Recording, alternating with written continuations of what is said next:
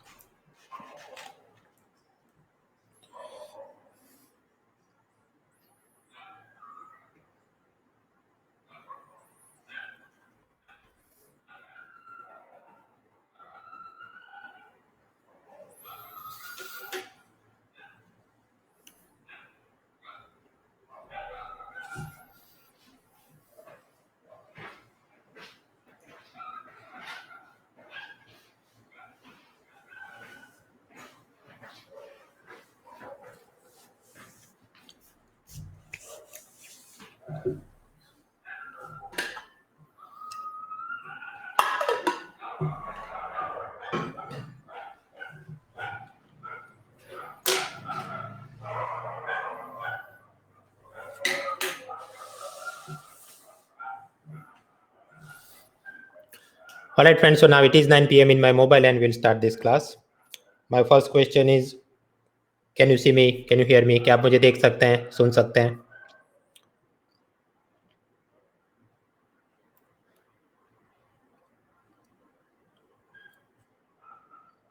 The answer is yes for almost 95% of the students. 5% जो नहीं देख सकते will in that case आप अपने कीबोर्ड पर कंट्रोल R या कंट्रोल शिफ्ट R प्रेस करिए and hopefully it should refresh.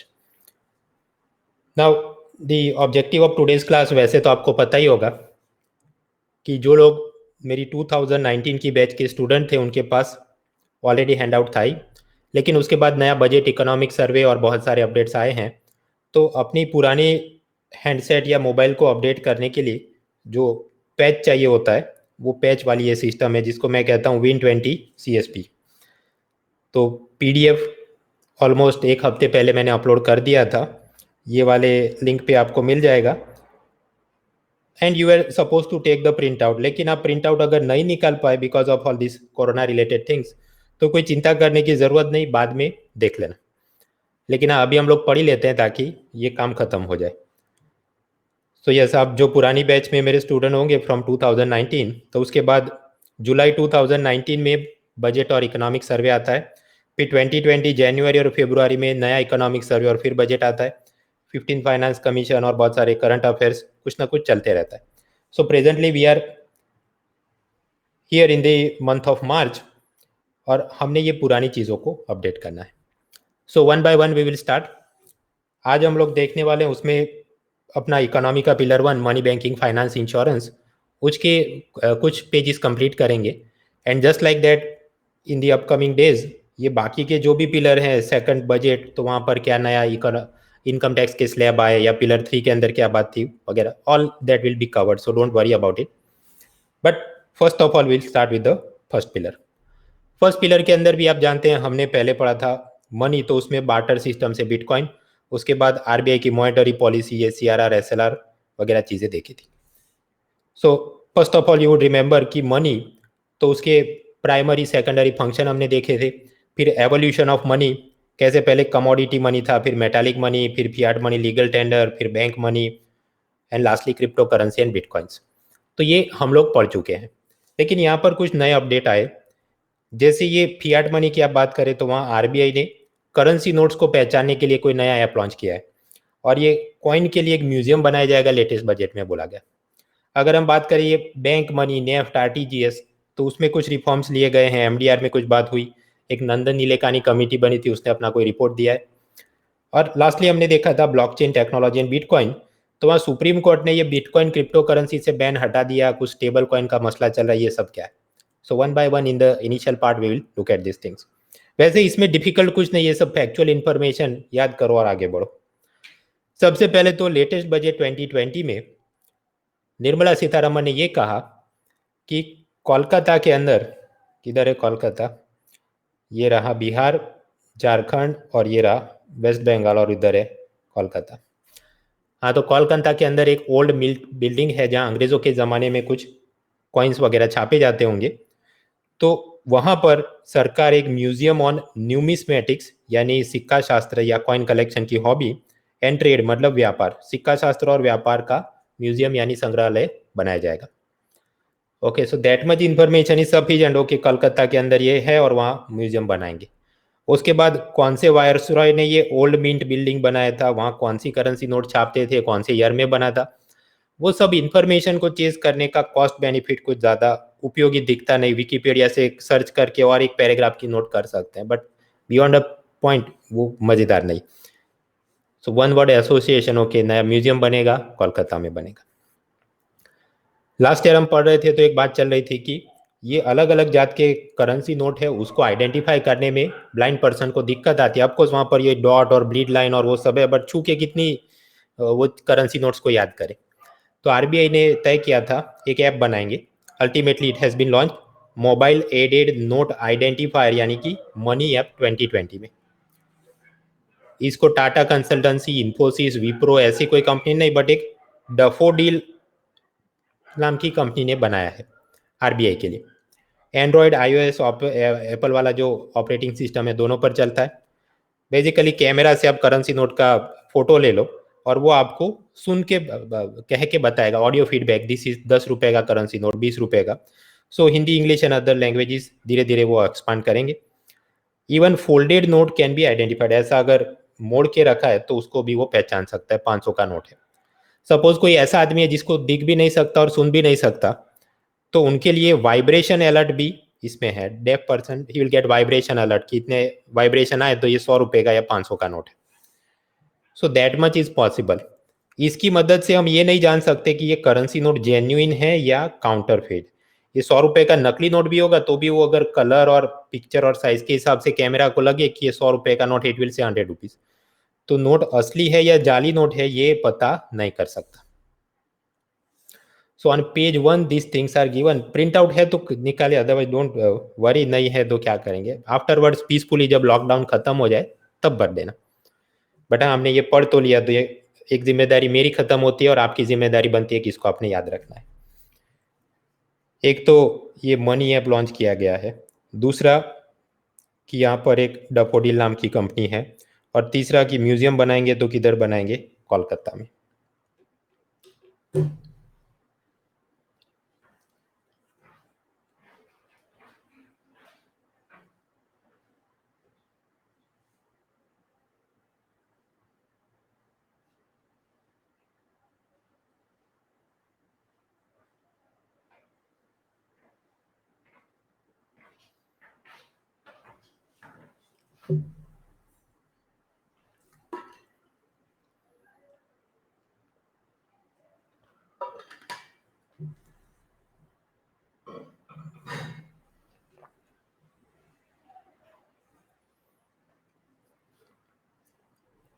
Twenty more seconds, then we'll move ahead.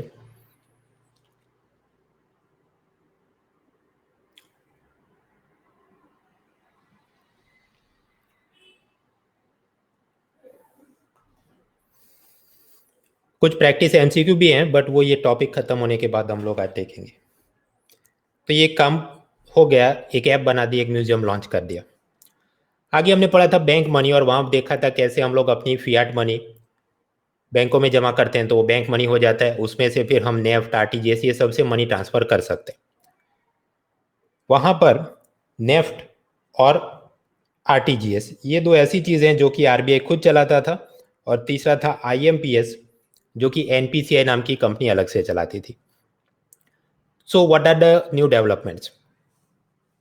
पहला तो डेवलपमेंट की याद करो, ये नेफ्ट और आरटीजीएस वो फ्री में नहीं होते थे, आपने कुछ फीस देनी पड़ती थी।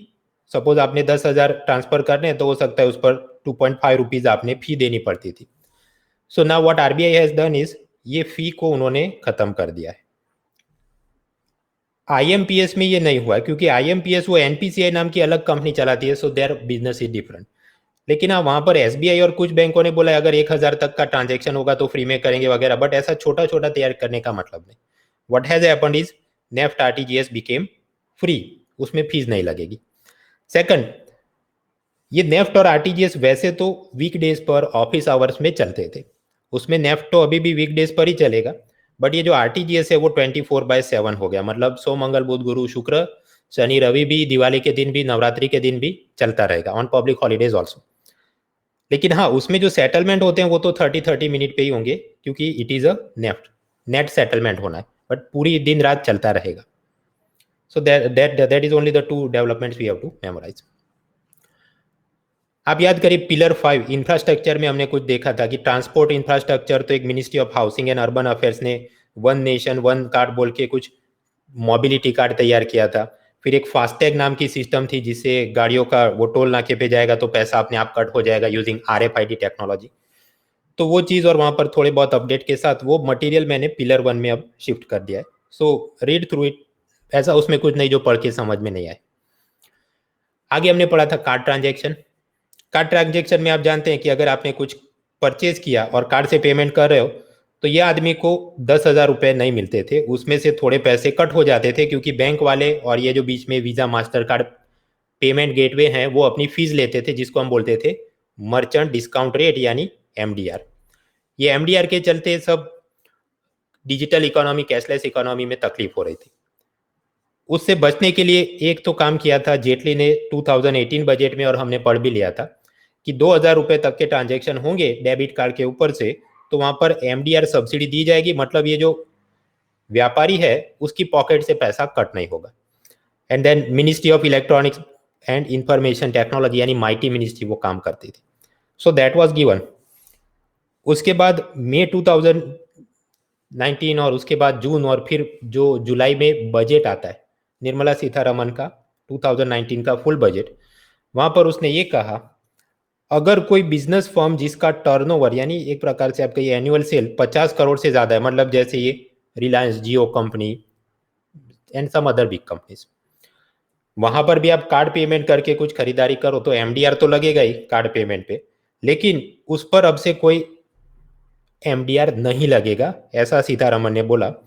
और आरबीआई तथा बैंकों को बोला गया है कि ये फीस को आप अपने पॉकेट से मास्टर कार्ड वीजा को पे कर देना, और इसको ये समझ लेना कि आपका बेनिफिट ये है कि अब से आपने इतना कैश हैंडल नहीं करना पड़ेगा क्योंकि पब्लिक धीरे धीरे कार्ड ज़्यादा यूज होंगी.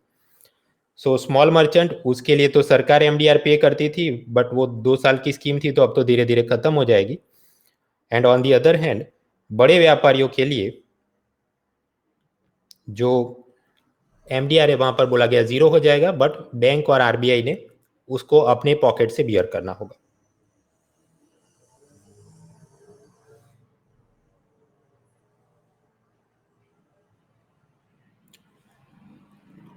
हमने लेस कैश इकोनॉमी को एनकरेज करना चाहिए. इस बात को देखते हुए आरबीआई ने एक नंदन नीलेकानी पैनल बनाई थी. 2019 जनवरी में बनी थी और मई के अंदर वो अपना रिपोर्ट देता है. कुछ सजेशन उसने आरबीआई को दिए. वहां एक बात करी उसने बड़ी की, एक एक्सेप्टेंस डेवलपमेंट फंड बनाया जाए जहां पर आरबीआई और सब अलग अलग बैंक वो फंड में पैसा दे दे, और वो फंड के पैसे की मदद से ये जो पॉइंट ऑफ सेल डिवाइस होते हैं, मतलब ये कार्ड रीडर मशीन, उस पर सब्सिडी देकर और छोटे गांव जिलों के अंदर भी मर्चेंट्स उसको यूज करें, ऐसा सिस्टम बनाया जाए. So set up one acceptance development fund, that is one thing. उसके अलावा उसने गवर्नमेंट और एनपीसीआई को भी कुछ सजेशन दिए, बट बाय एंड लार्ज वो सब पॉइंट ऐसे हैं जो मेंस के लिए उपयोगी है, प्रीलिम के लिए कम उपयोगी है. So I have given them in the handout for your mains purpose, but अभी वो सब हम लोग पढ़ नहीं रहे, आराम से देख लेना प्रीलिम के बाद. बैंक मनी से आगे बढ़ते हैं तो फिर आता था क्रिप्टो करेंसी. क्रिप्टो करेंसी में हमने बिटकॉइन के उदाहरण से देखा था कि उसको हासिल करने के 3 तरीके थे. एक तो अपने कंप्यूटर सॉफ्टवेयर की मदद से माइनिंग करो. दूसरा था जिसके पास ऑलरेडी ऐसे बिटकॉइन है उसे आप कोई गुड्स एंड सर्विसेज सेल करके उससे खरीद लो. और तीसरा तरीका था कि आपके पास जो फियाट मनी लीगल टेंडर है, जैसे रुपी, डॉलर, ऐसी कोई करेंसी, वो देकर ये आदमी से उसका बिटकॉइन खरीद लो।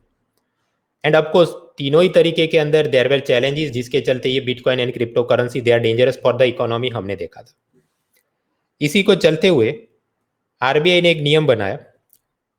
कुछ ऐसी वेबसाइट थी जो कि बिटकॉइन बाइंग सेलिंग का काम करती थी, जैसे यूनो कॉइन, देखो उसने क्या लिखा है, we can buy your bitcoin for 3.23 lakh rupees.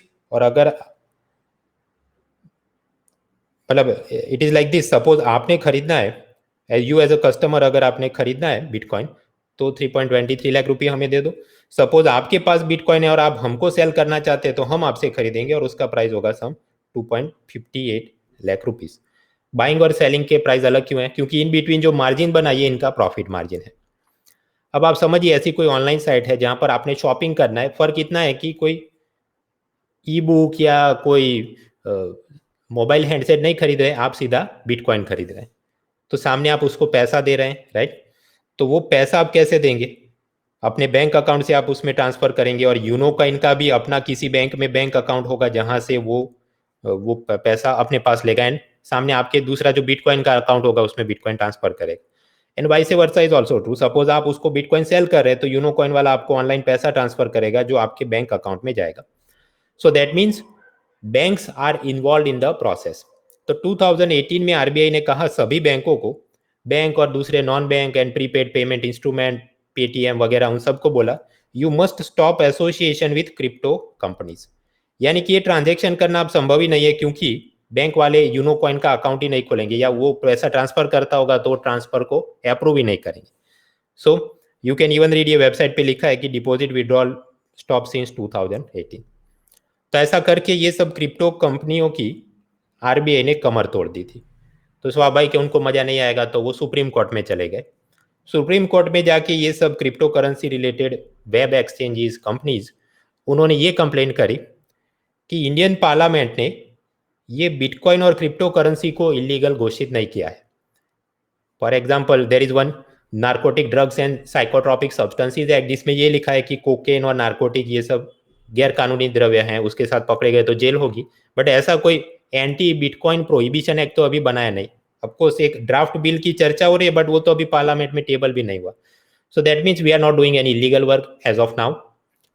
Japan, USA, Singapore, ये सब ने भी क्रिप्टो करेंसी को कंप्लीटली बैन नहीं किया, बट उसको वो रेगुलेट करते हैं कि अगर आप चाहे तो उसमें इन्वेस्ट कर सकते हैं, but you have to notify the government, you have to pay some taxes, और सामने वाली पार्टी में इतने दिनों में डिलीवरी करनी होगी, अदरवाइज ऐसा केस होगा।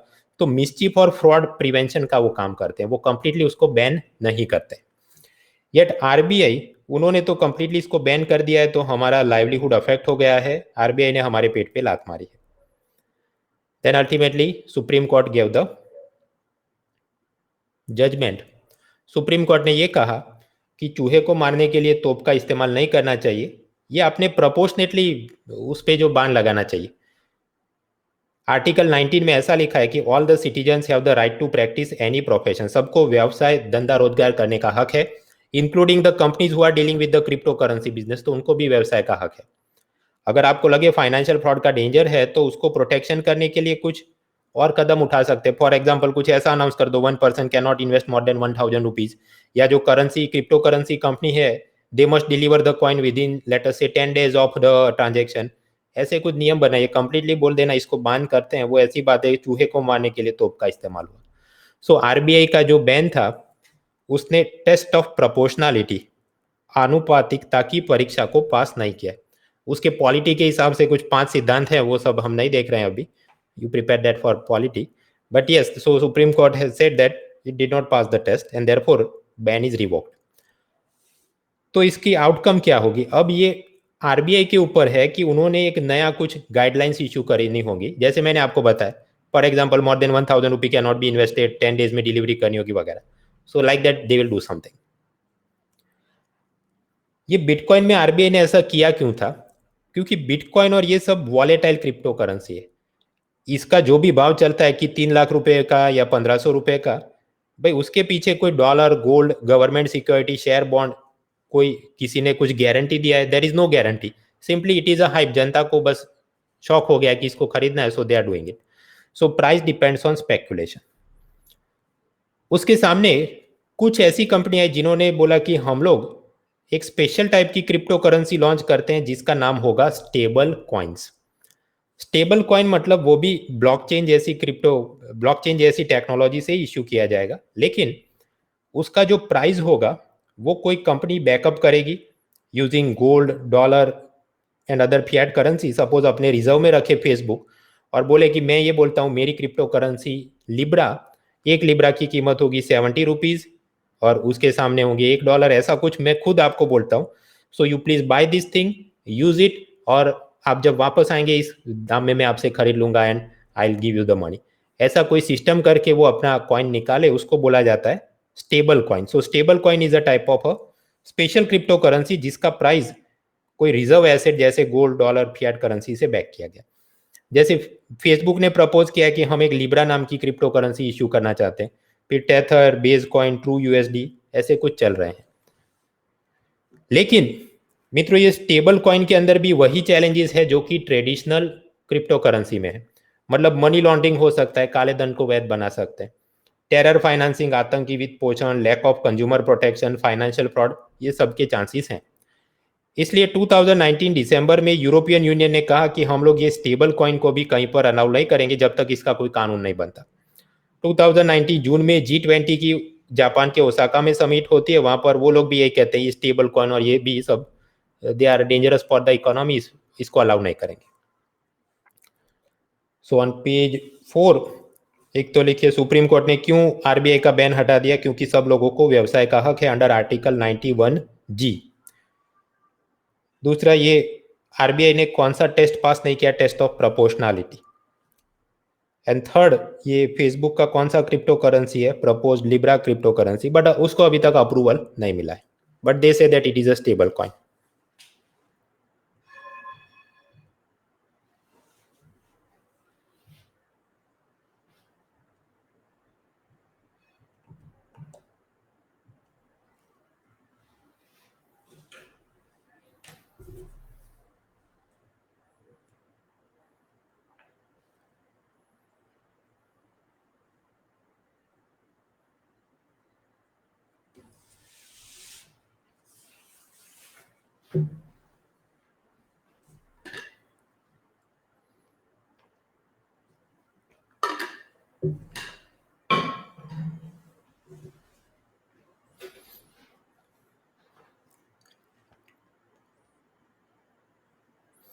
So this is done. Amit, Karan, Anurag and others.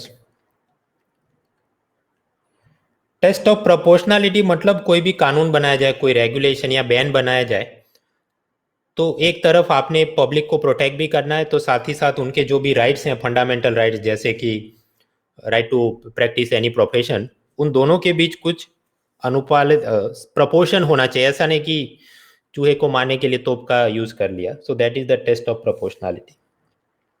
क्या इधर से एक एमसीक्यू ट्राई करते हैं?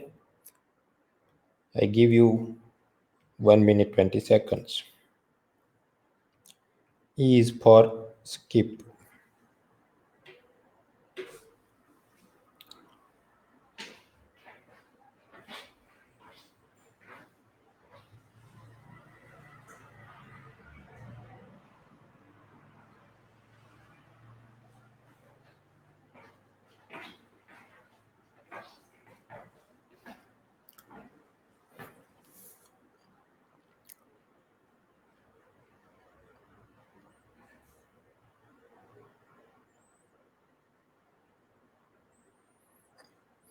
सुरभि गोयल, निखिल श्रीवास्तव, सुमित, एकता, वरुण, अंकित,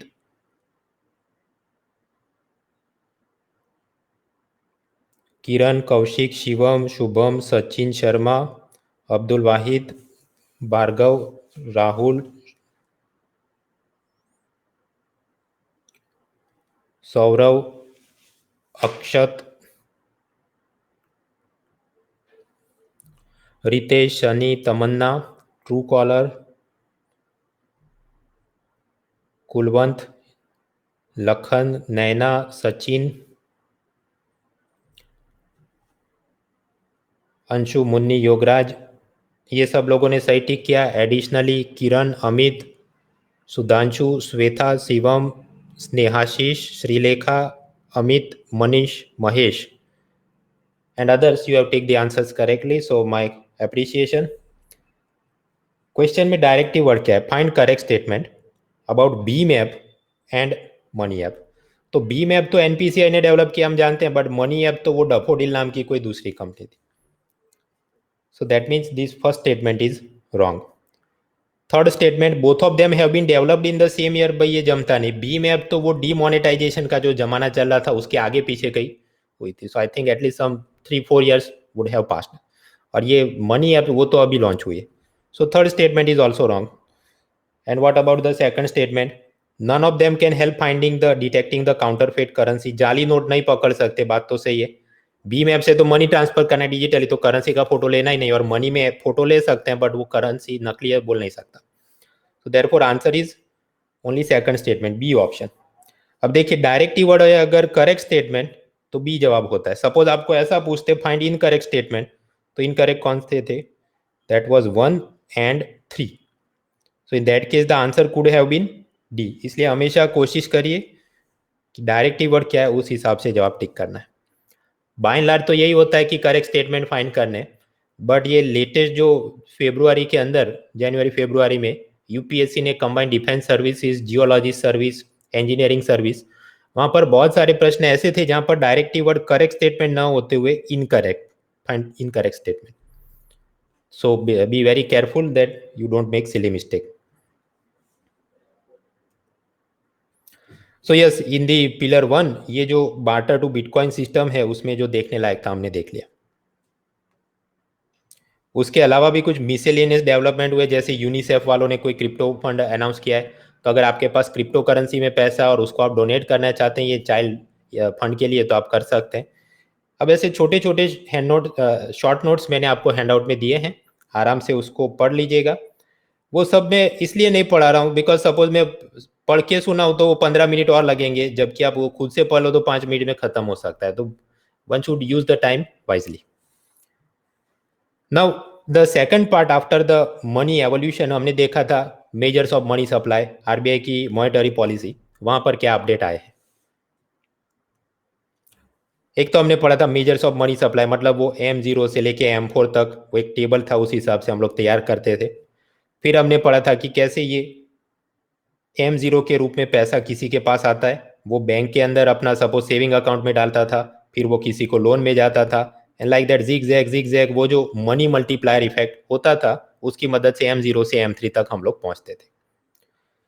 तो सपोज M0 में 23,000 बिलियन रुपी हो तो M3 के नाम पर, मतलब coin and currency with public plus demand deposit with bank plus time deposit with bank, ऐसा करके 1,36,000 बिलियन रुपीज बन जाते थे। मतलब करेंसी नोट के हिसाब से तो 1 2 3 4 5 ही currency note, but bank money, NEFT, RTGS, वो डिजिटली आप उसको बहुत ज़्यादा एक्सपांड कर सकते थे।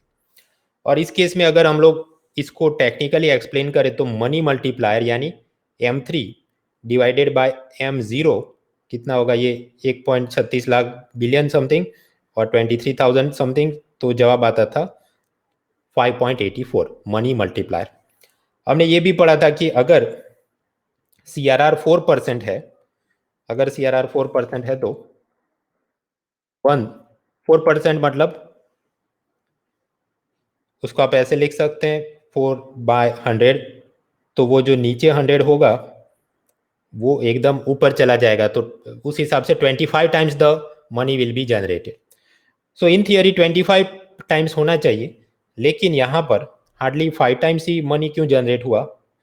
उसका ये कारण था कि रियल लाइफ में क्या सब लोगों के बैंक अकाउंट है? नॉट नेसेसरी, क्योंकि ये मनी मल्टीप्लायर मैक्सिमम इम्पैक्ट कब देगा? जब एक अकाउंट से दूसरे अकाउंट तक इनफाइनाइट सीरीज चलती रहे तभी आपको मैक्सिमम आउटपुट देखेगा। But because in India we do not have 100% financial inclusion, तो हो नहीं पाता। क्या सभी लोग अपना सारा पैसा बैंकों में रखते हैं? नहीं। अगर किसी के पास ब्लैक मनी है, अपने पिलो के नीचे बिस्तर में छुपा के बैठा है, तो जिगजैग वाली इम्पैक्ट को कम कर देगा। क्या आने पर पैसा तुरंत लोन में घूमने चला जाता है? No, because in between banking sector में स्लो डाउन, एनपीए का प्रॉब्लम, तो बैंक भी लोन में देने से कतराते हैं। इवन द इकोनॉमी के अंदर अगर सेल अच्छे नहीं हो रहे तो कोई बोरो नहीं कर रहा है, so many problems are there, तो लोनिंग एक्टिविटी डाउन है।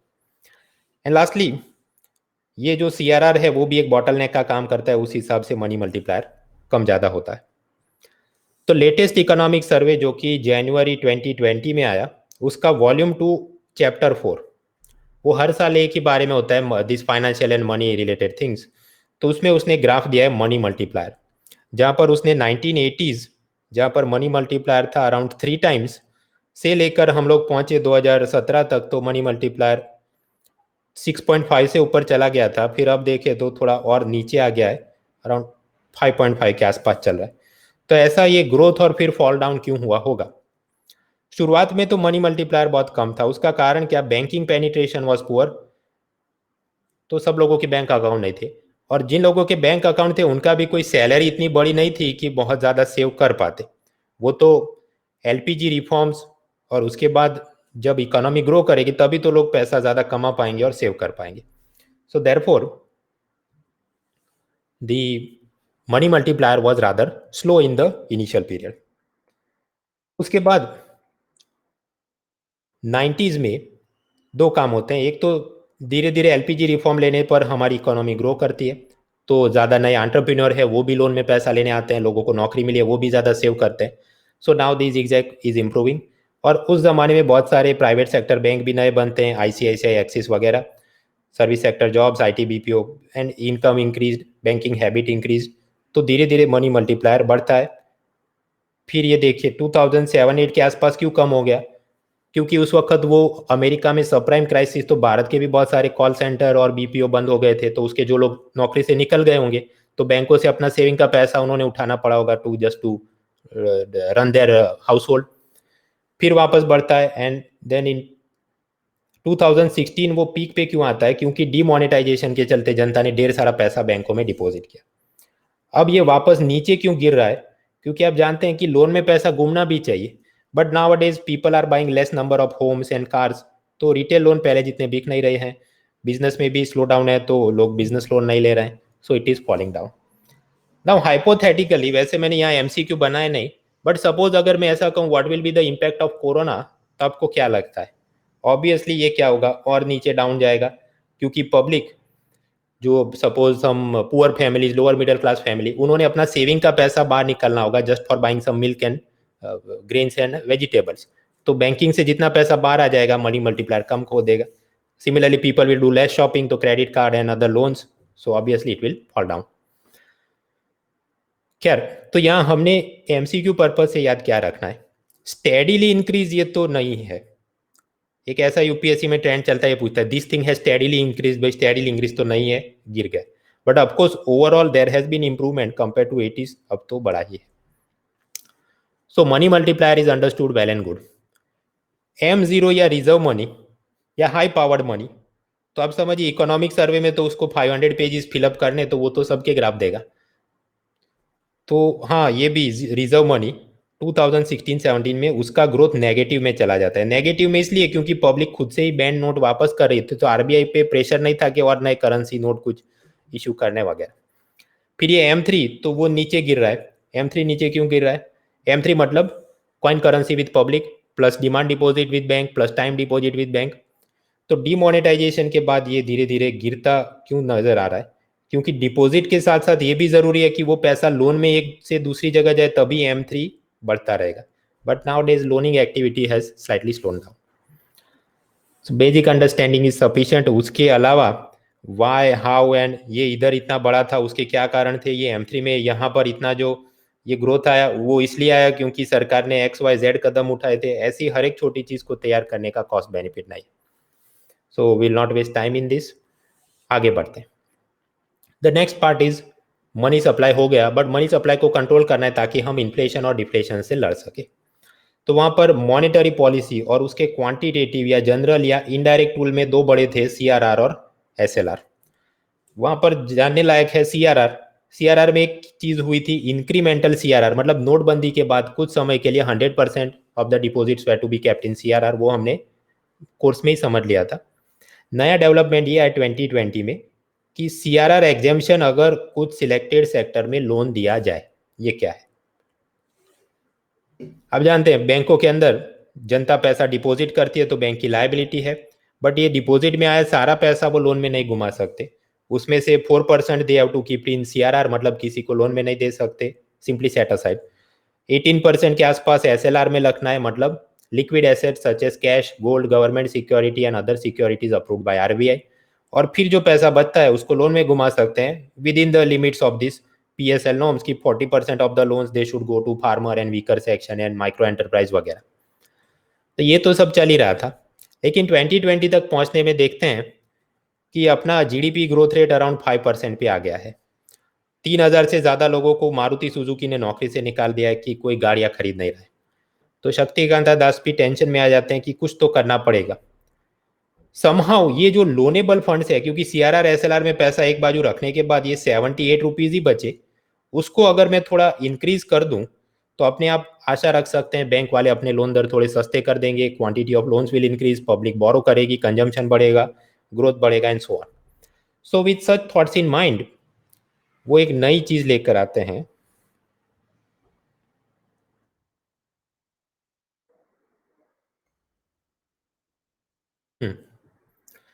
शक्तिकांता दास ने ये कहा कि 2020 के अंदर डेट एक्स, सॉरी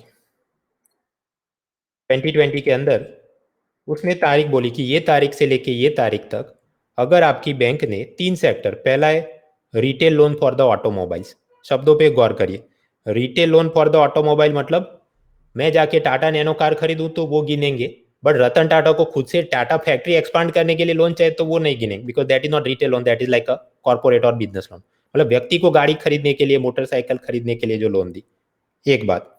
दूसरा रेसिडेंशियल हाउसिंग या होम मॉर्गेज, दूसरे शब्दों में कि घर खरीदने के लिए लोन दिया। और तीसरा माइक्रो स्मॉल मीडियम एंटरप्राइज, इनको लोन दिया।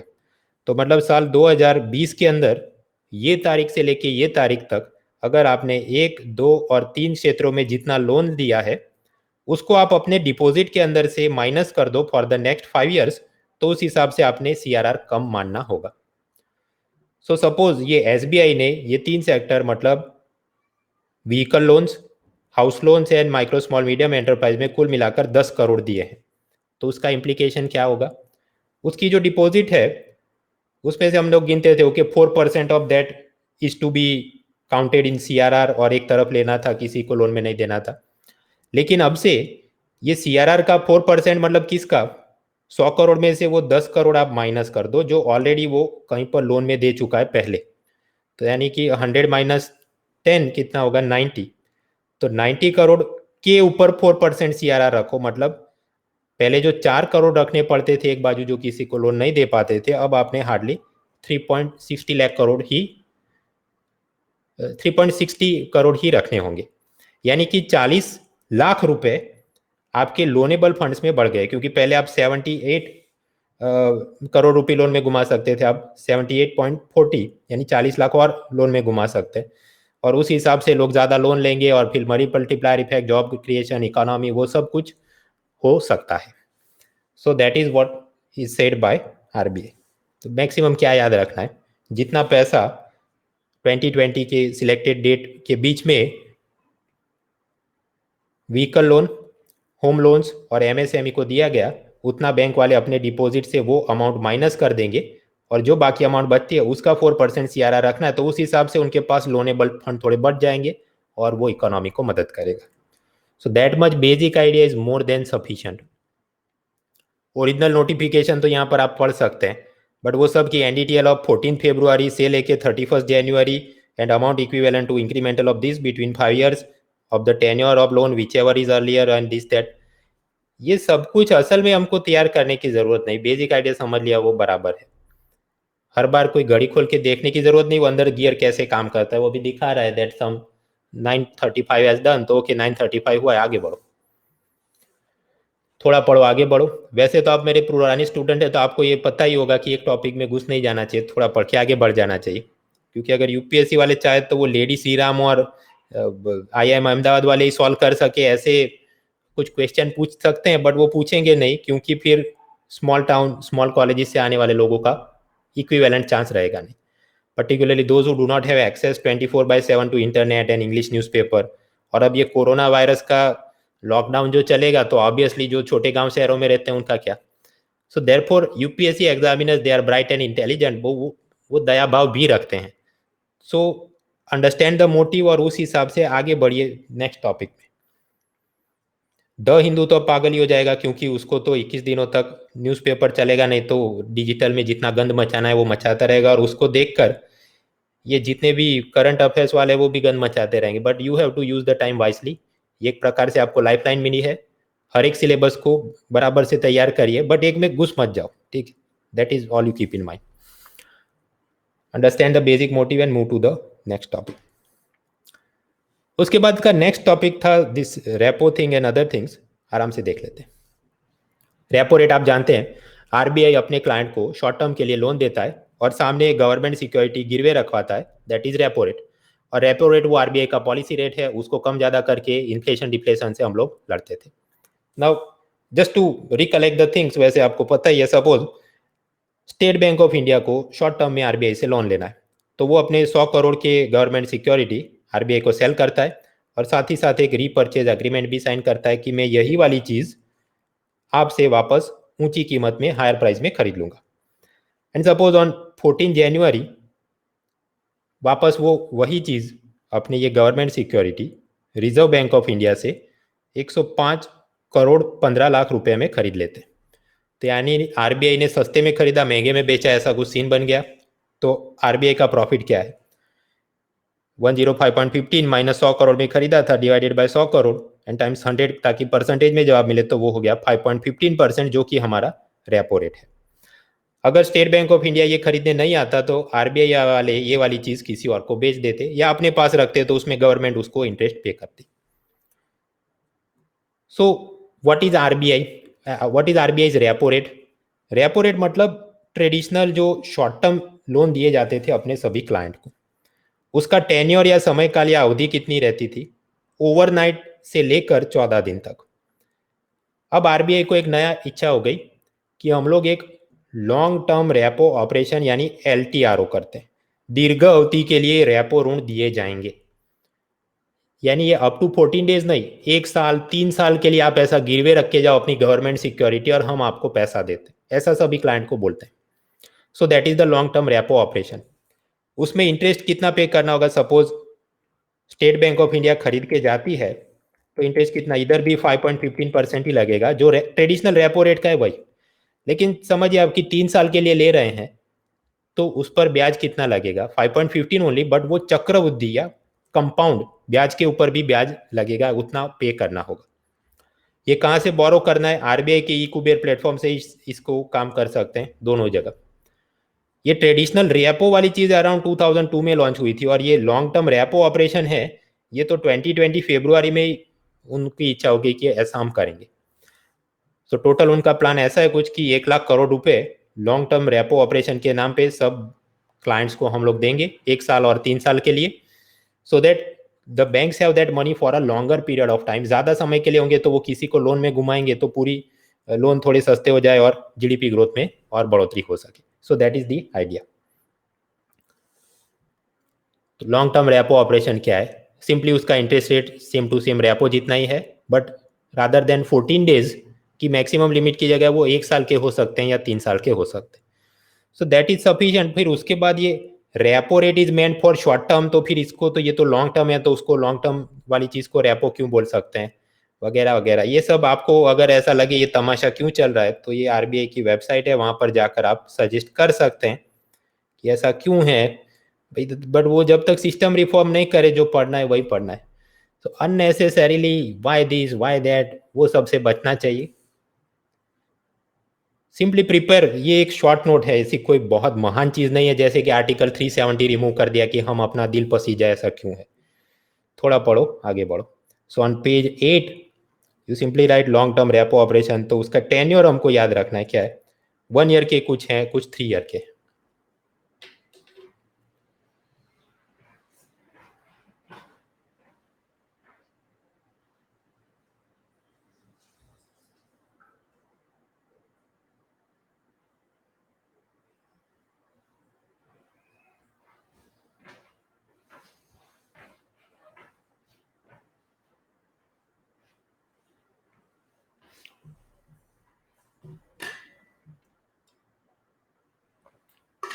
So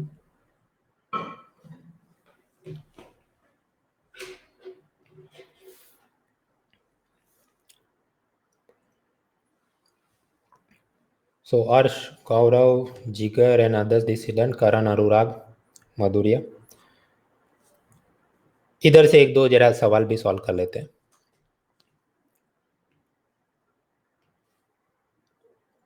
Here I give you 1 minute 20 seconds. E option मतलब स्किप.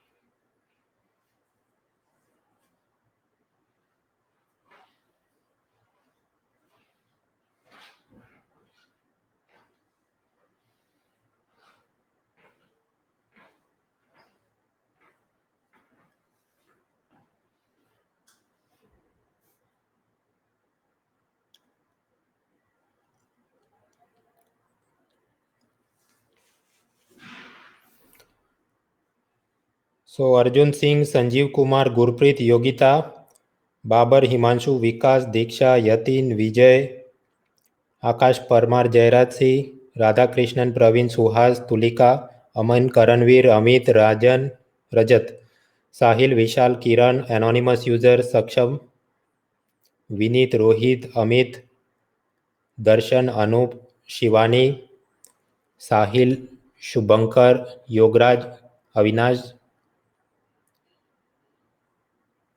जाडेजा, सुरपाल सिंह, आसव सिंगल, चंद्रिका, अंकेश, सईद, ब्रजेश पटेल, प्रमाण, पुलकित, छाया, ये सब ने सही टिक किया. Additionally Amit, Sudhanshu, Prempal, Amit Chatterjee and Amit Agarwal, Tapan Trivedi, Amit, Umesh, Abhinav, Sagar, Aasav, Vijay and others. आप लोगों ने अब तक हमने 2 सवाल देखे, आपके दोनों करेक्ट हुए. तो प्रश्न ये 2020 में बोला है कुछ सिलेक्टेड क्षेत्रों को आप लोन में पैसा देंगे तो आरबीआई आपको सीआरआर में उतनी माफी देगा. तो वो कौन से 3 क्षेत्र थे याद करो. एक तो कार मतलब ऑटोमोबाइल, उसमें मोटरसाइकिल का लोन भी गिलेंगे बट मुझे बस कार याद रह जाते कार. दूसरा था होम और तीसरा था एमएसएमई. तो 3 के अंदर लोन दिया उतना आपको सीआरआर में कंप्यूटेशन में कुछ माफी मिलती थी. तो एग्रीकल्चर सेक्टर है नहीं. Priority sector lending norms are there but वो पूरी चीज है, दोनों को इधर मिक्सअप नहीं करो. रेसिडेंशियल मॉर्गेज हाँ वो तो है क्योंकि वो होम लोन का ही एक पर्याय है. Infrastructure sector no that is not there. यानी कि 1 and 3 नहीं है, जो बचा वो जवाब है. मतलब only second out of the given things that is eligible for deduction from the CRR. तो इतनी बेसिक चीज करनी चाहिए, उसके आगे बहुत टेस्ट में नहीं आना चाहिए. एक और क्वेश्चन ट्राई करते हैं. And here again I also give you 1 minute 20 seconds.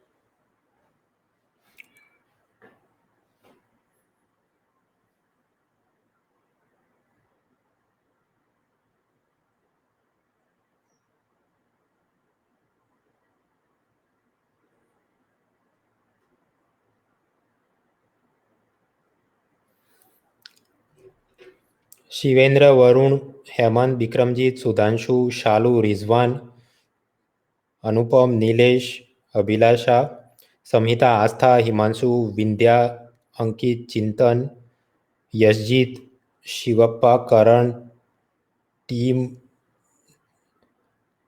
Shivanshu, Aditya, do you know me, Brijesh 1, Mansi, Gautam, Mahesh, Krunal, Priyanka, T Suresh, Kanishk, Jain, Romit, Durgesh, Vineet, साइक तबस्सुम, शेख तबस्सुम, तो ये सब ने करेक्ट किया। एडिशनली अमित जूनियर, तपन त्रिवेदी, आसव सिंगल, कुलवंत सिंह, एमडी,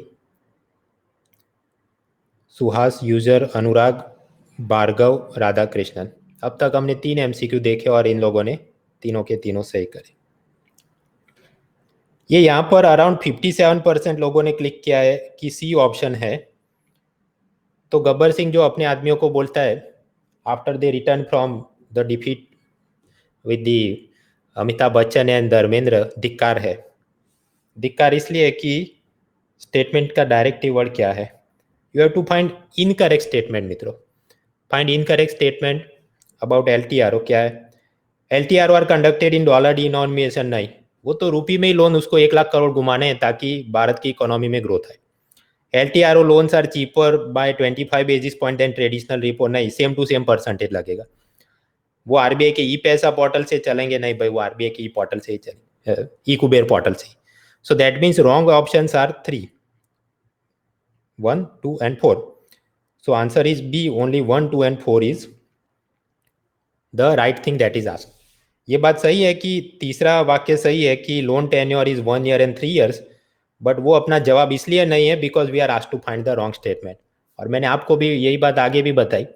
ये जो लेटेस्ट वाली सीडीएस और जियोलॉजिस्ट और वो सब यूपीएससी के एग्जाम देखे, आपको सपोज यूपीएससी ने ऐसे स्टेटमेंट वाले 80 क्वेश्चन बनाए आउट ऑफ 100, तो मेजोरिटी ऐसे होते हैं जहाँ पर करेक्ट स्टेटमेंट फाइंड करो। बट ये रिसेंटली कंडक्टेड में बहुत सारी जगह उन्होंने ऐसा पूछा इनकरेक्ट फाइंड करो। So one should be very careful what exactly is being asked. यानी कि ये जो सब अभी हमने मॉक क्वेश्चन देखे, उससे ये पता चलता है कि वो नॉलेज आपके पास होना चाहिए और साथ ही साथ उसको असल में जो प्रैक्टिस करके अप्लाई करना है, ठीक सही जवाब होना चाहिए। That is also important. So in that regard Unacademy ने 5 फुल लेंथ मॉक टेस्ट तैयार करें। फुल लेंथ मतलब जिसमें 100 एमसीक्यू होते हैं, हिस्ट्री, ज्योग्राफी, इकोनॉमी, पॉलिटी, सब कुछ, और 2 घंटे की जो ट्रेडिशनल यूपीएससी की होती है ऐसी एग्जाम।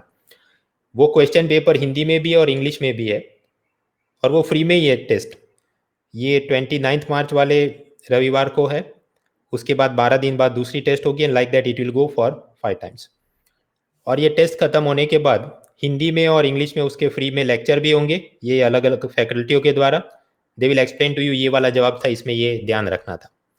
ये वाले लिंक से आप इसमें रजिस्टर कर सकते हैं। इसकी कोई फी नहीं है। This is free and open for everyone. यहाँ पर मेरा इन्वॉल्वमेंट ऐसे है कि इन्होंने जो क्वेश्चन बैंक बनाया दे शेयर विथ मी, और उसमें से मुझे सिलेक्ट करने थे कि ये वाले क्वेश्चन रखो, ये वाले हटा दो। सो लाइक दैट, जिसको बोला जाता है क्यूरेशन करना या क्यूरेट करना, वो काम मैंने किया है। Like that the first quiz is to be done on this Sunday itself. So if you are interested, you are welcome to participate in that also, and it is free. इसके बाद next जो topic है वो है open market operation and operation twist. But वो collectively पढ़ने में it will take some time, तो बीच में एक 5 मिनट का ब्रेक लेते हैं and then we will continue. So let us take a break for 5 minutes and then we will continue for.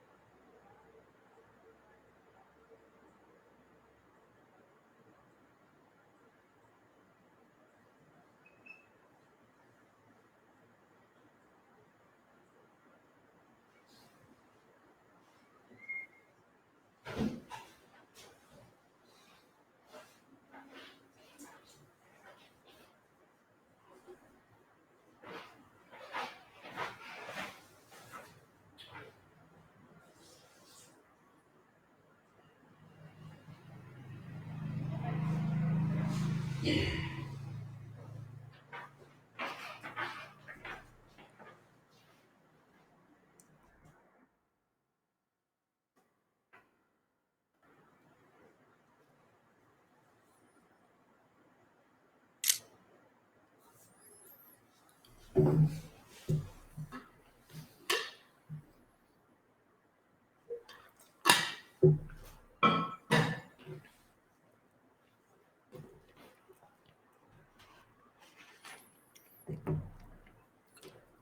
हम लोग देख रहे थे आरबीआई के मॉनेटरी पॉलिसी टूल्स, जहां पर सीआरआर उसमें 3 सेक्टर में लोन दिया तो एग्जेम्पशन मिलेगा, वो हमने देखा। लॉन्ग टर्म रेपो ऑपरेशन किए जाएंगे, वो देखा। Now the next topic is operation twist, but उसको समझने से पहले ओपन मार्केट ऑपरेशन को वापस याद करना जरूरी है। आप याद करिए, गवर्नमेंट को पैसा बोरो करना है तो वो गवर्नमेंट सिक्योरिटी इशू करेंगे कि ये 100 करोड़ की सिक्योरिटीज हैं, जो भी खरीदेगा वो हमें पैसा देगा और सामने हम उसको सपोज आफ्टर 1 ईयर और आफ्टर 14 ईयर्स 8% इंटरेस्ट के साथ प्रिंसिपल और इंटरेस्ट वापस करेंगे। और ऐसी गवर्नमेंट सिक्योरिटी भारत सरकार के on behalf of them RBI इसको अपने ई कुबेर प्लेटफॉर्म से सेल करता है। सपोज कुछ प्राइवेट डीलर ने लिए, कुछ बैंकों ने खरीदे, और अगर किसी ने नहीं खरीदा, जितने बच गए, सपोज 70 करोड़ के जी सेक बच गए, तो आरबीआई वो खुद से खरीद लेता था, and like that they run the entire operation. तो आरबीआई के पास भी कुछ गवर्नमेंट सिक्योरिटी होंगी, कुछ बार पब्लिक के पास होंगी। पब्लिक मतलब financial institutions. So suppose we want to fight inflation. Inflation ऐसी परिस्थिति, suppose onions are selling for 150 rupees a kilo, और आरबीआई की इच्छा है कि वो कम होके 50 रुपीज अ किलो तक उसको पहुंचाना है। तो ऐसी परिस्थिति में क्या करना चाहिए? We have to reduce the money supply. ये अगर 3 नोट के बंडल है तो कहीं से 1-2 बंडल कम कर दिए जाए। ऐसा कर सकते हैं, हाँ, अगर आरबीआई के पास जो गवर्नमेंट सिक्योरिटी होगी उसमें से वो थोड़ी मार्केट में जाके बेच देता है, तो सामने मार्केट उसे क्या सप्लाई करेगा? मनी। तो मनी यहाँ से एक बंडल अगर कम हो गया तो अपने आप लेस मनी अवेलेबल, तो बाकी जो पैसा है उसको ज़्यादा इंटरेस्ट रेट पर बाकी के लोग घुमाने की कोशिश करेंगे। तो लोन अगर महंगे हो गए तो अपने आप डिमांड कम हो जाएगी और महंगाई से हम लड़ सकते हैं। सो that was open market operation. अब इसी का एक नया सब टॉपिक बना है, operation twist. So it is just a special type of open market operation. It is not some new thing. But उससे पहले कुछ सिलेक्टेड कंसेप्ट हमने वापस याद करने जरूरी है। आप याद करिए, अगर गवर्नमेंट को 1 साल से कम टेन्योर के लिए पैसा बोरो करना होता तो वो क्या इशू करते? ट्रेजरी बिल, यानी T bill, cash management bill, CMB. अगर कॉर्पोरेट सेक्टर ने भी शॉर्ट टर्म के लिए पैसा बोरो करना होता तो क्या इशू करते? Bill of exchange, commercial papers, promissory notes. अगर लॉन्ग टर्म यानी 1 साल या उससे ज्यादा के लिए गवर्नमेंट ने पैसा बोरो करना होता तो वो government security, sovereign bond issue करते, और कंपनी वाले इशू करेंगे बॉन्ड, या जिसको बोलते हैं डिबेंचर। यूजुअली गवर्नमेंट जो पैसा बोरो करती है वहां पर रिस्क ऑफ डिफॉल्ट, वापस नहीं करेंगे ऐसी तो कोई जोखिम कम ही रहती है। So in case of government they may issue their securities around 6 to 8% interest आपको ऑफर करेंगे। तो सामने कंपनी वालों पर हमेशा प्रेशर रहता है कि कम से कम इससे तो थोड़ा ज्यादा परसेंटेज ही ऑफर करना पड़ेगा, अदरवाइज पब्लिक खरीदेगी नहीं, क्योंकि हमेशा ये डर रहता है कंपनी बंद हो जाएगी, हमारा पैसा वापस नहीं आएगा। That is one part. Suppose Bhide master, उसने गवर्नमेंट से एक बॉन्ड खरीदा। ये बॉन्ड पर ऐसा लिखा है 100 रुपए का बॉन्ड है, 8% कूपन रेट है, मतलब 8% ब्याज दिया जाएगा, and suppose tenure is 1 year, यानी आफ्टर 1 ईयर गवर्नमेंट इसको कितना पैसा वापस करेगी? 100 रुपए प्रिंसिपल, 8 रुपए इंटरेस्ट, यानी 108 रुपए वापस किए जाएंगे। तो in this case what is the profit percentage of Bhide master? Profit मतलब ओरिजिनली उसका इन्वेस्टमेंट था 100 रुपए, अब उसको मिल रहा है 108 रुपए। सो 108 माइनस 100 डिवाइडेड बाई 100, और उसको 100 से हम मल्टीप्लाई करेंगे क्योंकि परसेंटेज में जवाब चाहिए, तो अल्टीमेटली जवाब आता है 8%। So that is called bond yield. Bond yield मतलब it is the profit of the investor he earns from the bond investment. तो बॉन्ड यील्ड इसके केस में कितने? 8%। बट सपोज ये Bhide master he has some memory problems, वो भूल जाता है, कई बार टेंशन में आ जाता है कि मेरी बेटी सोनू की कॉलेज फी भरनी है और मैंने तो पैसा बॉन्ड में खरीद लिया तो मुझे वापस चाहिए होगा तुरंत ही। I want the urgent cash before maturity, 1 साल बाद नहीं, अभी के अभी चाहिए। तो उसने ये जो 100 रुपए में बॉन्ड खरीदा था, मे बी वो जेठालाल को बेच देगा। But because Bhide master is desperate, तो जेठा उसको 100 रुपए नहीं देगा, उसको 90 रुपीज में ही खरीद लेगा। and now what will happen after 1 year, he will go to government and take the money. ऐसा हो सकता है, हाँ, बिकॉज ये जो बॉन्ड है उसको प्राइमरी मार्केट में इशू किए, फिर उसको सेकेंडरी मार्केट में उसका रीसेलिंग भी होता है, just like the share. So yes, some other party can buy it. So now what is the bond yield in case of Jethalal? Bond yield मतलब इन्वेस्टर को कितना प्रॉफिट हो रहा है. जेठालाल का इन्वेस्टमेंट कितना है, उसने 90 रुपीज में खरीदा, तो 90 रुपी इन्वेस्टमेंट, और एक साल बाद गवर्नमेंट उसको कितना देगी, 108 rupees. So minus 90 divided by 90 and times 100, क्योंकि परसेंटेज में जवाब चाहिए तो जवाब आएगा 20%. यानी गवर्नमेंट ने इंटरेस्ट रेट इंक्रीज नहीं किया, वो तो 8% के हिसाब से ही दे रही है, बट जेठालाल ने क्योंकि सस्ते में बॉन्ड खरीदा है इसलिए उसको ज्यादा प्रॉफिट दिख रहा है. That means bond yield is not same for everyone all the time. वो डिपेंड करता है आपने कौन से दाम पर खरीदा. सपोज 100 रुपीज पर खरीदा था दिस बीडे मास्टर, तो उसका बॉन्ड यील्ड था 8%. अगर उसको 95 रुपीज में जेठा खरीद ले तो उसका बॉन्ड यील्ड हो जाएगा 14%. 90 रुपये में खरीदे तो 20%, 80 रुपये में खरीदे तो 35%. ये क्या हमें दिखाता है, धीरे धीरे जैसे बॉन्ड का प्राइस कम हो रहा है उस हिसाब से बॉन्ड की यील्ड परसेंटेज में 8, 14, 20, 35 बढ़ रही है. उसी प्रकार अगर नीचे से ऊपर जाए कि बॉन्ड का प्राइस बढ़े तो बॉन्ड यील्ड क्या होगी, 35, 28 कम हो जाएगी. मतलब प्राइस बढ़े तो बॉन्ड यील्ड कम होगी, प्राइस घटे तो बॉन्ड यील्ड बढ़ जाएगी. यानी कि bond yield it is inversely related to the selling price of the bond, या बोल सकते हैं बॉन्ड यील्ड वो 1 प्राइस के हिसाब से इनवर्स प्रोपोर्शन में चलती है. So this one concept we have to understand. Another concept, suppose बाजार में एक ही महिला जाए कि मुझे ऑनियन खरीदने हैं और इक्विलिब्रियम है कि 1 kilogram onion selling for 100 rupees. But suppose अचानक से बिल लग जाए कि 5 लोग आके बोले हमको ऑनियन चाहिए, तो सेलर के पास तो अगर 1 किलोग्राम ही है तो वो क्या बोले, अब तो मुझे 150 रुपीज चाहिए.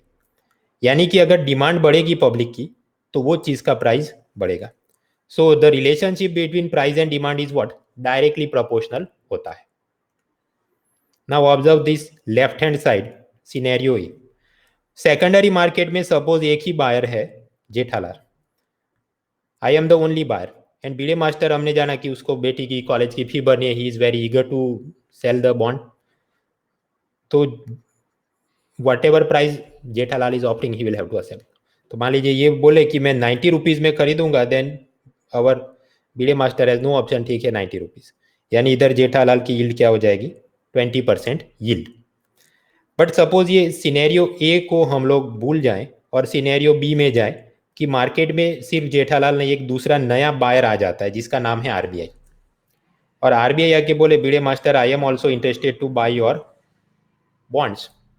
सो नाउ वी हैव 2 बायर्स और सेलर के पास क्वांटिटी तो अभी भी उतनी है, तो क्या होगा, डिमांड बढ़ी तो प्राइस बढ़ेगा. So now Bhide will dictate the price. Now there are 2 buyers, 2 लोग हैं, दोनों को खरीदना है, तो मैं उनके साथ सेलिंग प्राइस नेगोशिएट कर सकता हूँ.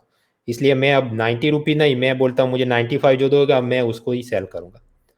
तो ऐसा करके जैसे बॉन्ड की डिमांड बढ़ेगी बॉन्ड का सेलिंग प्राइस भी बढ़ना शुरू हो जाएगा. जो पहले 90 रुपीज में सेल हो रहा था वो शायद 95 में सेकेंडरी मार्केट में सेल होना शुरू हो जाए.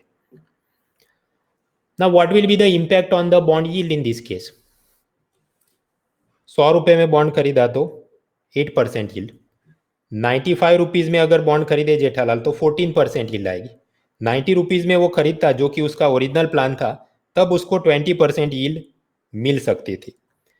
यानी केस ये है कि आरबीआई आ गया बाजार में, उसने डिमांड बढ़ा दिया तो बॉन्ड का प्राइस बढ़ गया, बट एज अ रिजल्ट जेठा जो सोच के गया था, हट मेरी जीसेक की यील्ड खराब कर दी इसने, क्योंकि डिमांड बढ़ गई है तो बॉन्ड का प्राइस बढ़ गया है तो बॉन्ड की यील्ड कम हो गई है. सो नाउ जेठा में स्टार्ट टू थिंक इधर मजा नहीं है, I will go and buy some other thing. मैं जाके अपना पैसा कॉर्पोरेट बॉन्ड में इन्वेस्ट करता हूं, इधर मुझे जम नहीं रहा है because of this RBI intervention. So then he will go and explore corporate bonds. Corporate bond मतलब कॉर्पोरेट वाले को पैसा बोरो करना है, वो आपको प्रिंसिपल इंटरेस्ट के साथ वापस करेगा. तो मुकेश अंबानी के ऊपर भी एक डायलेमा रहता है कि मैं जो कॉर्पोरेट बॉन्ड इश्यू कर रहा हूं उस पर 8% इंटरेस्ट ऑफर करूं कि 12% इंटरेस्ट ऑफर करूं. How can I attack the investors, what should be the interest rate. Well that depends. एक तो फैक्टर अफेक्ट करता है इन्फ्लेशन. आप याद करो वो सेबी शेयर मार्केट में हमने एक चीज पढ़ी थी, इन्फ्लेशन इंडेक्स बॉन्ड्स। क्यों? क्योंकि nominal interest rate, real interest rate, public हमेशा चाहती है कि महंगाई दर से हमें थोड़ा ज्यादा रिटर्न मिले, नहीं तो हम जाके गोल्ड में और रियल एस्टेट में इन्वेस्ट करेंगे। तो अगर बाजार में सपोज महंगाई दर 7% चल रहा है, तो मुकेश अंबानी पर प्रेशर होगा, एटलीस्ट उसने 8% ऑफर करना पड़ेगा। सो inflation is a factor. Second factor is risk और रेटिंग। सपोज इसकी कंपनी का क्रेडिट रेटिंग ही ट्रिपल सी या डी ग्रेड का बॉन्ड हो, तो मतलब कि वहां पर risk of default is high, तो इन्वेस्टर बोलेगा मुझे ज्यादा इंटरेस्ट ऑफर करो तो ही खरीदूंगा। तो ऐसी केस में मुकेश अंबानी 7 नहीं हो सकता है, उसने 17% इंटरेस्ट ऑफर करना पड़े। Third factor is bank deposit interest rate. Suppose बैंकों के अंदर फिक्स डिपॉजिट में आपको 6% ब्याज मिल रहा है, तो वो तो सेफेस्ट ऑप्शन है बैंक में अगर आपने पैसा डिपॉजिट किया, सिवाय कि यस बैंक जैसी कोई फर्टीचर बैंक हो, by default your savings are protected. तो अगर बैंक के फिक्स डिपॉजिट में 6% मिल रहा है, तो इन्वेस्टर्स को अट्रैक्ट करने के लिए मुकेश अंबानी ने बोलना पड़ेगा I will offer you 7%। So higher the bank deposit interest rate, higher bond interest will have to be offered to attract the household. So that is a factor. And lastly, yield on the government security is also a factor. Government security में suppose 14% yield चल रही हो, तो जेठा को इधर attack करने के लिए ये मुकेश अंबानी ने हो सकता है 18% ऑफर करना पड़े। यानी कि ये जो ऑपरेशन ट्विस्ट वो क्यों करना पड़ा? क्योंकि पहले पहले मुकेश अंबानी ने जब बॉन्ड इशू करता होगा, वो बॉन्ड क्यों इशू करता होगा? सीधा बैंक से पैसा नहीं ले सकता। बैंकों से पैसा लेने में प्रॉब्लम यह है कि non performing assets, twin balance sheet syndrome, उसके बाद बैंक वाले कंपनियों को लोन पास जल्दी नहीं करते थे। So as a result banks were not lending money easily to the corporates. तो इन पर जरूरत बन गई थी कि वो बॉन्ड इशू करके पब्लिक एट लार्ज से पैसा बोरो करे। So suppose Mukesh Ambani is offering कि मेरा बॉन्ड खरीद लो, मैं आपको 15% इंटरेस्ट पे करता हूँ, और आप मुझे जेठा जी जो भी पैसा देंगे इन्वेस्टमेंट में, उससे मैं कोई नया फैक्ट्री बनाऊंगा, उससे नए जॉब क्रिएट होंगे, उससे इकोनॉमिक ग्रोथ आएगा और सब ठीक हो जाएगा। बट इन्वेस्टर को उससे कोई फर्क नहीं है, इंडिया का विकास हो या जीडीपी ग्रोथ में क्या है, ही इज ओनली इंटरेस्टेड कि मुझको मैक्सिमम रिटर्न मिलना चाहिए। सो सपोज बेटा मैं से सॉरी मुकेश भाई, मुझे गवर्नमेंट सिक्योरिटी में 20% यील्ड दिखती है, तो आपका बॉन्ड में 15% में क्यों खरीदूं, जबकि गवर्नमेंट सिक्योरिटी में तो रिस्क भी बहुत कम होता है। So better I go and buy the government security from Bhide master at some price. So in such की सिचुएशन आरबीआई क्या कर सकता है? कंपनी तो बॉन्ड इशू कर रही है, बट वो उसकी भी तो लिमिट है, वो जाके 20% ऑफर करेगा तो उसको प्रॉफिट नहीं रहेगा। So therefore the constraining factor is government security की यील्ड को कम करना पड़ेगा। ये जो ऑफकोर्स इंटरेस्ट तो इसका भी 8% ही है, बट इसकी यील्ड जो 20% थी उसको कम किया जाए, तो अपने आप जेठालाल इधर नहीं जाएगा और उसके बदले वो मुकेश अंबानी का बॉन्ड खरीद लेगा। So that is what has been done. वो जो पिछली स्लाइड में हमने देखा कि आरबीआई ने जाके बाजार में बोला मैं भी बॉन्ड खरीदता हूँ। एज अ रिजल्ट बीडे मास्टर के पास 2 बायर आए, तो वो जो 90 रुपीज में सेल करना चाहता था उसका प्राइस बढ़ा के कर दिया 95 रुपीज। तो अपने आप गवर्नमेंट सिक्योरिटी की यील्ड कम हो गई, जो पहले कुछ 20% चल रही थी वो 14% हो गई। So then Jethalal started to think ये गवर्नमेंट सिक्योरिटी में मजा नहीं है, यील्ड कम है। So then what he will do, अब मैं जाता हूँ मुकेश भाई के उधर, तो 15% मिल रहा है, गवर्नमेंट सिक्योरिटी का यील्ड तो 14% ही है, so better I go and buy from Mukesh Ambani, उसका कॉर्पोरेट बॉन्ड खरीदता हूँ। तो प्यार से बोला तो समझ नहीं रहा था, तो आरबीआई ने जो ऑपरेशन ट्विस्ट किया, हाथ मरोड़ दिया, तो अब ठीक है करके जेठालाल आ गया। So what RBI did is 10 से 14 साल की मेच्योरिटी वाले लॉन्ग टर्म के गवर्नमेंट सिक्योरिटीज अब 10,000 करोड़ रुपीज उसने सेकेंडरी मार्केट से भिड़े मास्टर जैसे लोगों से खरीदना शुरू किया। तो उसे क्या होगा, गवर्नमेंट सिक्योरिटी का डिमांड बढ़ेगा तो प्राइस बढ़ेगा, तो उसका यील्ड कम हो गया। तो डिमांड बढ़ा, प्राइस बढ़ा, यील्ड कम हो गया। तो इन्वेस्टर की हेकड़ी या एरोगेंस जो थी कि हमको तो यील्ड मिलता है, हम तो जीसैक में जाएंगे, कॉर्पोरेट बॉन्ड तो नहीं खरीदेंगे, वो उनकी जरा एरोगेंस कम हो गई। And now they are buying the corporate bond, जिसके चलते corporates are borrowing the money at a relatively cheaper interest rate. But सामने एक प्रॉब्लम है, आरबीआई उसने भिड़े मास्टर से ये 10,000 करोड़ के बॉन्ड खरीदे, तो मतलब उसने पैसा दे दिया, तो बाजार में मनी सप्लाई भी बढ़ जाएगा, और अगर मनी सप्लाई बढ़ा तो जो पहले 100 रुपये के ऑनियन थे हो सकता है अब 150 रुपीज़ में सेल होना शुरू हो जाए। तो यानी ये तो एक सॉल्यूशन लाए तो दूसरा प्रॉब्लम क्रिएट हो गया। So then what we have to do, ये जो एक्स्ट्रा पैसा बाजार में गया उसको वापस वैक्यूम क्लीनर से एब्जॉर्ब कर लेना पड़ेगा। इसलिए एक तरफ की गवर्नमेंट सिक्योरिटी 10 to 14 ईयर्स वाली लॉन्ग टर्म, उसकी यील्ड कम करने के लिए आरबीआई ने 10,000 करोड़ के बॉन्ड सेकेंडरी मार्केट से खरीदे, बट उससे मनी सप्लाई इंक्रीज हो गया तो इन्फ्लेशन आ सकता है, ऐसा प्रॉब्लम भी होने लगा। सो नाउ उसके ऑपोजिट क्या करना है, इक्वल अमाउंट ऑफ कुछ और हम खरीद ले आरबीआई और पैसा एब्जॉर्ब कर ले। तो आरबीआई ने 1 ईयर और उससे हायर टेन्योर वाले गवर्नमेंट सिक्योरिटी, बट जिसका 14 ईयर्स से तो थोड़ा कम ही हुआ, ऐसे शॉर्टर टर्म वाले, रिलेटिवली शॉर्टर टर्म वाले गवर्नमेंट सिक्योरिटी आरबीआई के पास कुछ थे। तो ऐसे 10,000 करोड़ के गवर्नमेंट सिक्योरिटी उसने कुछ इन्वेस्टर्स को सेल कर दिए ताकि उनके पास जो नोटों के बंडल होंगे वो आरबीआई के पास आ जाएंगे।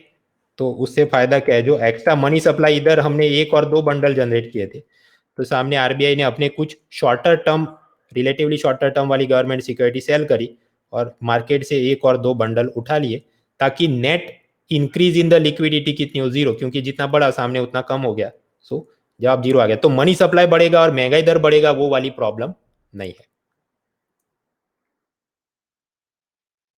तो मित्रों, ये ऑपरेशन ट्विस्ट आपको समझ में आ गया हो तो बढ़िया है, नहीं समझ में आए तो भी चिंता करने की जरूरत नहीं। सम 4 to 5 बुलेट पॉइंट रट्टा मारो जिंदाबाद तो भी काम हो जाता है। याद क्या रखना है, 1961 में, यार एग्जैक्ट इंपॉर्ट नहीं बट 60s में ऐसा काम यूएस फेडरल रिजर्व मतलब अमेरिका की सेंट्रल बैंक ने किया था, और उस वक्त बोला गया था ये ऑपरेशन ट्विस्ट है, इसलिए इसका नाम हो गया ऑपरेशन ट्विस्ट, ये जो क्रिया हमने करी। फिर 2019 दिसंबर में आरबीआई ने भी यही काम किया। ऑफिशियल उसका आरबीआई के डॉक्यूमेंट में नाम है special open market operation, special open market operation, लेकिन न्यूज़पेपर वाले बोलते हैं ऑपरेशन ट्विस्ट है क्योंकि अमेरिका की कॉपी की है। ऑब्जेक्टिव क्या है यहाँ पर, central bank simultaneously government security कुछ टाइप की खरीदेगी, कुछ टाइप की सेल करेगी, of the varying मैच्योरिटीज, short term वाली को वो सेल कर रही है, लॉन्ग टर्म वाली को बाय कर रही है, ताकि उनकी यील्ड्स को एडजस्ट कर सके। ऐसा करने पर कॉरपोरेट बोरोवर जो अपने बॉन्ड या डिबेंचर इशू करते थे वो सस्ते इंटरेस्ट ऑफर करे तो भी पब्लिक खरीद लेगी, और कॉरपोरेट बोरोवर्स को पैसा मोबिलाइज करने में आसानी हो जाती है, ईजियर टू मोबिलाइज इन्वेस्टमेंट, जिससे फैक्ट्री एक्सपांशन हो सकता है, जॉब जीडीपी ग्रोथ सब आ सकता है। So that is the primary objective of the operation twist 2019, ताकि कॉरपोरेट बोरोवर के लिए बॉन्ड मार्केट से पैसा बोरो करना पहले से थोड़ा इजी हो जाए, सस्ता हो जाए। ये ऑपरेशन ट्विस्ट का ऑब्जेक्टिव इन्फ्लेशन या डिफ्लेशन से लड़ना नहीं है, इसका ऑब्जेक्टिव ये है कि मॉनेटरी पॉलिसी का ट्रांसमिशन, जो रेपो रेट सपोज 8% से कम करके 5.15 में चल रहा है, वो तो चल ही रहा है, बट कॉरपोरेट के लिए लोन लेना सस्ता नहीं हुआ है, तो उनकी तरफ थोड़ा और मजा रहे, इकोनॉमिक ग्रोथ आ सके, वो करने की कुछ इच्छा थी, क्योंकि simply reducing the repo rate was not helping the corporates to get cheaper loans. और यहाँ पर net liquidity same to same रहेगी, क्योंकि 10,000 का माल खरीदा तो 10,000 का उसने सेल भी किया है। So friends, what is the maximum utility of this topic. UPSC की आप प्रीलिम के क्वेश्चन पेपर देखे, कोई भी चैप्टर हो, किसी भी बुक या किसी सब्जेक्ट का, एक चीज में से एक ही से एमसीक्यू निकलता है, not more than 1 MCQ. So maximum 1 MCQ can be asked from operation twist, और उसके लिए हमारे पास इतना माल तो है कि कम से कम 50-50 ऑप्शन एलिमिनेट करके कुछ टिक कर सकते। मेंस एग्जाम के अंदर पूछा जाए व्हाट इज द यूटिलिटी, ये ऐसा टॉपिक है कि इसकी स्टैंड अलोन यूटिलिटी 75 से लेके 150 वर्ड से ज्यादा की दिखते हैं। इसका 250 वर्ड का क्वेश्चन बनाना, it is not a proper way to go bye.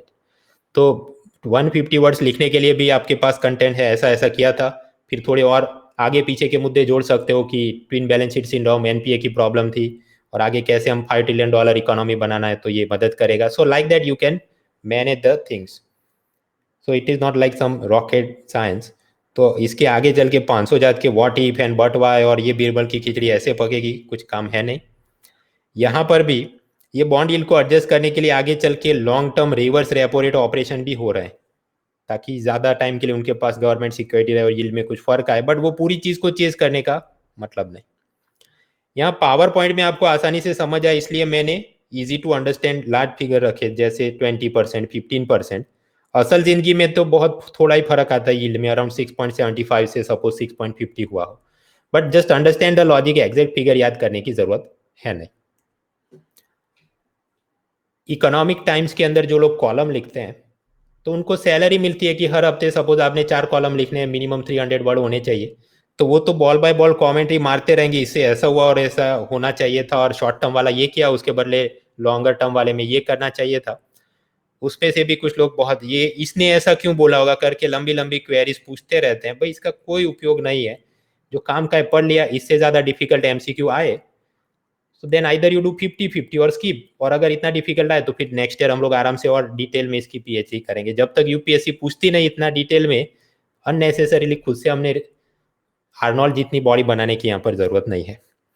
So on page 10 RBI ने क्या काम किया, शॉर्टर टर्म, शॉर्टर टर्म मतलब वो रिलेटिव है, 10 से 14 साल से कम वाले ऐसी सिक्योरिटीज उसने सेल करी, और लॉन्ग टर्म 10 से 14 साल वाली उसने बाय करी।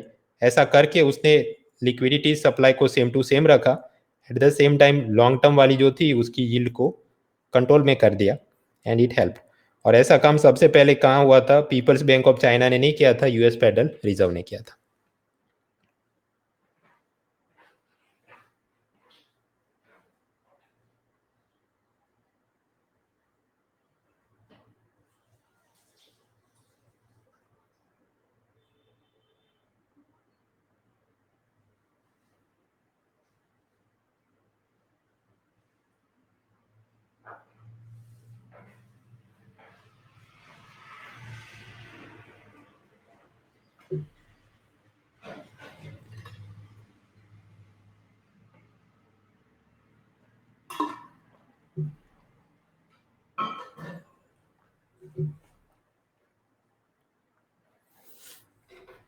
यही चीज आपको आसानी से समझ आ सके इसलिए ऊपर एक ग्राफ भी बना के दिया है, chart, go through that and you will get the idea.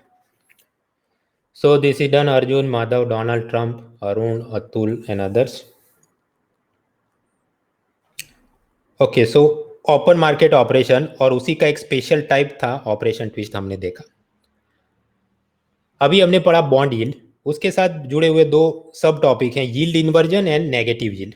वैसे तो वो शेयर मार्केट और उसमें आते हैं, बट क्योंकि अभी पढ़ लिया बॉन्ड यील्ड तो इधर इसको कवर करते हैं। Otherwise do not confuse them, ये मॉनेटरी पॉलिसी के टूल नहीं है, बट ये कंसेप्ट वन वर्ड वाले एमसीक्यू के लिए समझना जरूरी है। हमने सेबी शेयर मार्केट में पढ़ा था कि कोई भी कंपनी शुरू करनी है, एक्सपांड करनी है, उसका एक तरीका था आप इक्विटी फाइनेंस लेके आओ, मतलब शेयर इश्यू करो और सामने जो शेयर खरीदेगा उसको कंपनी में जितना प्रॉफिट ज़्यादा होगा तो डिविडेंड मिलेगा, प्रॉफिट नहीं होगा तो कुछ नहीं मिलेगा। और उसके सामने दूसरी चीज़ हो सकती है डेट या बॉन्ड या डिबेंचर, जिसमें कंपनी को प्रॉफिट हो या लॉस फिक्स्ड इंटरेस्ट रेट मिलना तय है। So during the slow down period public किधर इन्वेस्ट करना प्रीफर करेगी, वो लोग बॉन्ड में इन्वेस्ट करना प्रीफर करें। सपोज कोरोना के चलते if there is a 21 days lockdown, तो इन्वेस्टर को पूछा जाए भाई तू शेयर में इन्वेस्ट करेगा कि बॉन्ड में, किधर जाएगा, ही will go on this side, क्योंकि यहाँ कंपनी को प्रॉफिट हो या लॉस उसका इंटरेस्ट मिलना तय है। बट जब इकोनॉमी में बूम आ रही हो, तेजी चल रही हो, तो पब्लिक प्रीफर करेगी हम लोग शेयर खरीदते हैं क्योंकि वहां पर ज्यादा हमको रिटर्न मिल सकता है। So suppose economy is likely to grow, ऐसी परिस्थिति है तो कंपनी ज़्यादा प्रॉफिट कमाएंगी तो ज़्यादा डिविडेंड मिलेगा। उस वक्त बीडे मास्टर ये सोचेगा कि मैंने बॉन्ड तो खरीदा बट उसमें तो मेरी यील्ड 8% ही है, उसके सामने अगर मैं 90 रुपये में भी मुकेश अंबानी का जियो कंपनी का शेयर खरीद लूँ और मुझे सपोज कि वहाँ पर 10 रुपये डिविडेंड मिल रहा है, then it is a profitable thing for me, ऐसा कुछ वो सोच के जाए। तो in that case what he will do, Bhide master अपना बॉन्ड वो किसी को सेल कर देगा और सामने वो जो पैसा मिला उससे शेयर्स जियो कंपनी के खरीदेगा। अगर ऐसा हो रहा है तो बॉन्ड का सेलिंग प्राइस धीरे धीरे कम होना शुरू हो जाएगा। और हमने पढ़ा कि बॉन्ड प्राइस और यील्ड में क्या है, इनवर्स रिलेशन है। तो अगर बॉन्ड का प्राइस 100 से 90 हो गया तो यील्ड बढ़ के हो जाएगी 8% से 20%। यानी इकोनॉमी में अगर ग्रोथ आएगा तो पब्लिक बॉन्ड सेल करके शेयर खरीदने के लिए चली जाएगी, तो बॉन्ड के प्राइस गिरना शुरू हो जाएंगे, तो बॉन्ड की यील्ड बढ़ना शुरू हो जाएगी। और इकोनॉमिक स्लो डाउन में इसका रिवर्स होगा। That is understood. Another concept, suppose Jethalal ने 100 रुपये में 5 years वाला बॉन्ड खरीदा है और उस पर 8% एनुअल इंटरेस्ट मिल रहा है। तो ईयर 1 में 8 रुपये मिलेगा, ईयर 2 में 8, 8, 8, 8, और फिर सपोज 5वें साल पर उसका प्रिंसिपल 100 रुपीज़ रिटर्न हुआ। तो यानी इसको 90 रुपये के इन्वेस्टमेंट पे 140 रुपये कुछ मिल रहा है। यानी जेठा का 5 year के बॉन्ड में इन्वेस्टमेंट हुआ तो उसका yield around 56%। On the other hand suppose उसने 2 year का बॉन्ड खरीदा हो एट 90 रुपीज़, जिसका ओरिजिनल प्राइस था 100 रुपीज़, तो जेठालाल को पहले साल मिलेगा 8% इंटरेस्ट, दूसरे साल 8%, और फिर तो कुछ मिलेगा नहीं, तो कुल मिलाकर 100 रुपये प्रिंसिपल वापस। सो सपोज आप 2 years का बॉन्ड खरीद रहे हैं एट 90 रुपीज़, तो आपको वापस मिल रहा है 116 रुपीज़, तो बॉन्ड यील्ड है around 27%। Numbers are not important, simple एक लाइन में ये समझना है कि शॉर्ट टर्म वाले बॉन्ड की यील्ड थोड़ी कम होती है कंपेयर टू लॉन्ग टर्म वाले बॉन्ड, क्योंकि उसमें आपको 2-3 साल और इंटरेस्ट मिल रहा है। तो देयरफॉर लॉन्ग टर्म वाला है उसकी यील्ड थोड़ी ज्यादा है कंपेयर टू शॉर्ट टर्म वाला bond. So this is a seen in the normal days. So suppose here yellow colour वाला जो ऊपर की लाइन है ये, वो क्या है, वो लॉन्ग टर्म वाले बॉन्ड की यील्ड है, और ये जो नीचे पर्पल कलर वाली लाइन है वो क्या है, शॉर्ट टर्म वाले बॉन्ड की यील्ड है। तो हमेशा लॉन्ग टर्म वाले की यील्ड थोड़ी ज़्यादा होती है, शॉर्ट टर्म वाले की कम होती है। तो ग्राफ में ये दोनों ऐसे ही चलेंगे, बट ऑब्जर्व यहां पर इनवर्स हो गया। ये येलो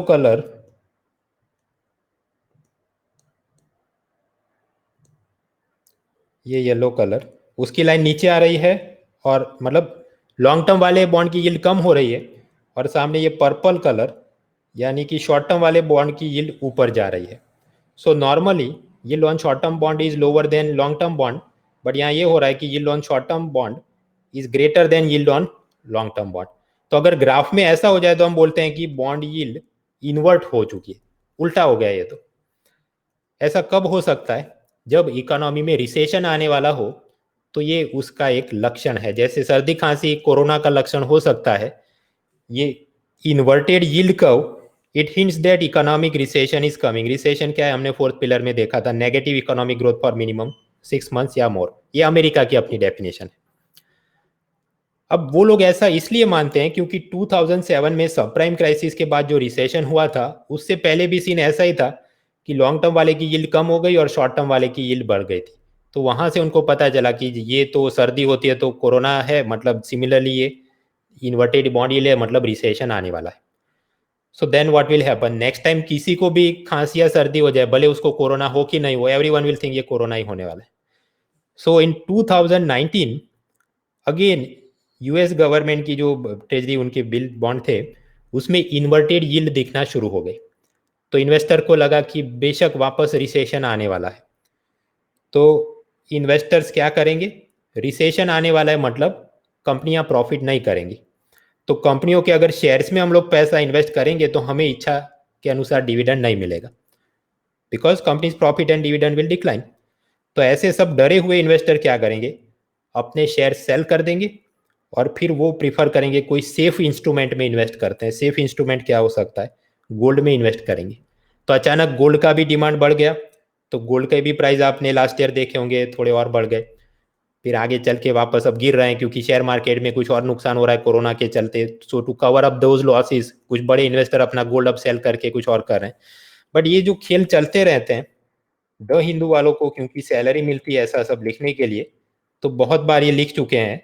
तो बेसिक वर्ड एसोसिएशन हमने याद रखना है। इन्वर्टेड यील्ड कर्व क्या दिखाता है, it hints that economic recession may be coming.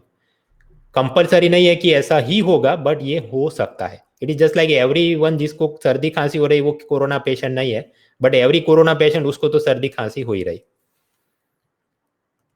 So one concept is understood, yield inversion अगर ये होता है किसी इकोनॉमी में, it hints that economic recession may be coming. Now the next topic is negative yield.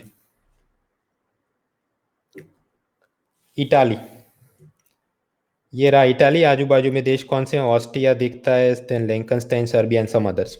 खैर 2002 में Italy की सरकार ने, उनकी करेंसी थी इटालियन लीरा, उससे बदल के उन्होंने यूरो करेंसी अपना ली. बाय द ईयर 2019 इटाली के अंदर मध्य प्रदेश जैसा ही हो गया, great political crisis and economic crisis. वो कैसे हुए हमको तैयार करने की जरूरत नहीं, बट द पॉइंट इज उसके चलते वहां पर जितने भी म्यूचुअल फंड थे, पेंशन फंड थे, जिन्होंने लोगों का पैसा हाथ में लिया था, उन्हें लगा कि ये इटालियन मार्केट में इन्वेस्ट नहीं कर सकते because there is no profit here. तो उन्होंने जर्मन गवर्नमेंट के बॉन्ड में पैसा इन्वेस्ट करना शुरू किया जिसकी डिनोमिनेशन है यूरो. क्योंकि जर्मनी हो कि it is a reliable and stable economy and government, तो वहां इन्वेस्ट कर सकते हैं. So now the scene was like this. Suppose Bhide master ने 100 यूरो के अंदर जर्मनी का बॉन्ड खरीदा होगा और सपोज उस पर 8% इंटरेस्ट था. एंड देन ये इटाली के म्यूचुअल फंड, पेंशन फंड, वो इतने स्ट्रेस में आ गए कि हमको तो बस यही चाहिए. तो बीड़े से यही वाला 100 रुपए का बॉन्ड वाके बोल रहे हैं हम लोग 110 रुपीज में खरीदने को भी तैयार है, but you please sell us, this is the safest instrument, we want to buy it. So obviously ये बीड़े मास्टर उसको सेल करेगा. तो अब ये इटालियन इन्वेस्टर का बॉन्ड यील्ड क्या होगा? 110 उसने इन्वेस्ट किए हैं और जर्मन सरकार तो उसको कितना देगी? 108 रुपीज यूरो ओनली. तो 108 माइनस 110 डिवाइडेड बाई 110 टाइम्स 100, क्योंकि परसेंटेज में जवाब चाहिए. तो जवाब क्या आएगा? -0.02. यानी बॉन्ड यील्ड नेगेटिव भी हो सकती है. बॉन्ड यील्ड नेगेटिव कब हो सकती है? जब जो कुल मिलाना है उससे भी ज्यादा ऊंचे दाम में आप लोग खरीद लो, तो you will get a negative bond yield. So if there is a negative bond yield, वो क्या दर्शाता है? असल में आप लॉस करने वाले, माइनस में जब आपको लॉस होगा इन्वेस्टमेंट में. लेकिन फिर भी इटाली के म्यूचुअल फंड, पेंशन फंड को लगता है this is still better. -0.02 is still better compare to कि अगर इटाली की कोई बैंकों में रखेंगे पैसा, इटालियन की गवर्नमेंट सिक्योरिटी में, तो हो सकता है वहां पर -5% लॉस हमको हो जाए, even bigger losses. So smaller loss is preferable. अब आपको ये भी लगे तो फिर सर वो गोल्ड में और रियल एस्टेट में क्यों नहीं इन्वेस्ट कर लेते, वहां पर सेफ हो रहेंगे. बट वहां पर भी इटालियन सरकार की जो भी सेबी और आईआरडीए जैसी संस्थाएं होंगी, उन्होंने कुछ बोला होगा कि आप इसमें इन्वेस्ट नहीं कर सकते, minimum only in this type of securities you can invest. So therefore problems are running. Again यहाँ पर भी बियॉन्ड दैट हर एक चीज में आप पॉज करके रिफ्लेक्ट करना शुरू करें, ऐसा हुआ तो इस पर बॉन्ड यील्ड का क्या असर होगा. तो वो 500 टाइप के कॉज कॉन्सिक्वेंस का मतलब नहीं कि बॉन्ड यील्ड में ये हुआ तो ऑयल प्राइस पे क्या होगा, बॉन्ड यील्ड में ये हुआ तो गोल्ड प्राइस पे क्या होगा. वो एम कॉम पीएचडी का काम नहीं. बिकॉज पिलर 1C में हमने देखा था ये सेबी, शेयर मार्केट, बॉन्ड, ऐसा सच एक या दो क्वेश्चन हर साल आते हैं और वो भी बेसिक टाइप के, तो उतनी अंडरस्टैंडिंग होनी चाहिए. तो वो हमने ले लिया. पेज 11 पर इटाली की ऑफिशियल करेंसी क्या थी? Italian lira. उसमें से शिफ्ट होकर उन्होंने यूरो ज्वाइन किया था.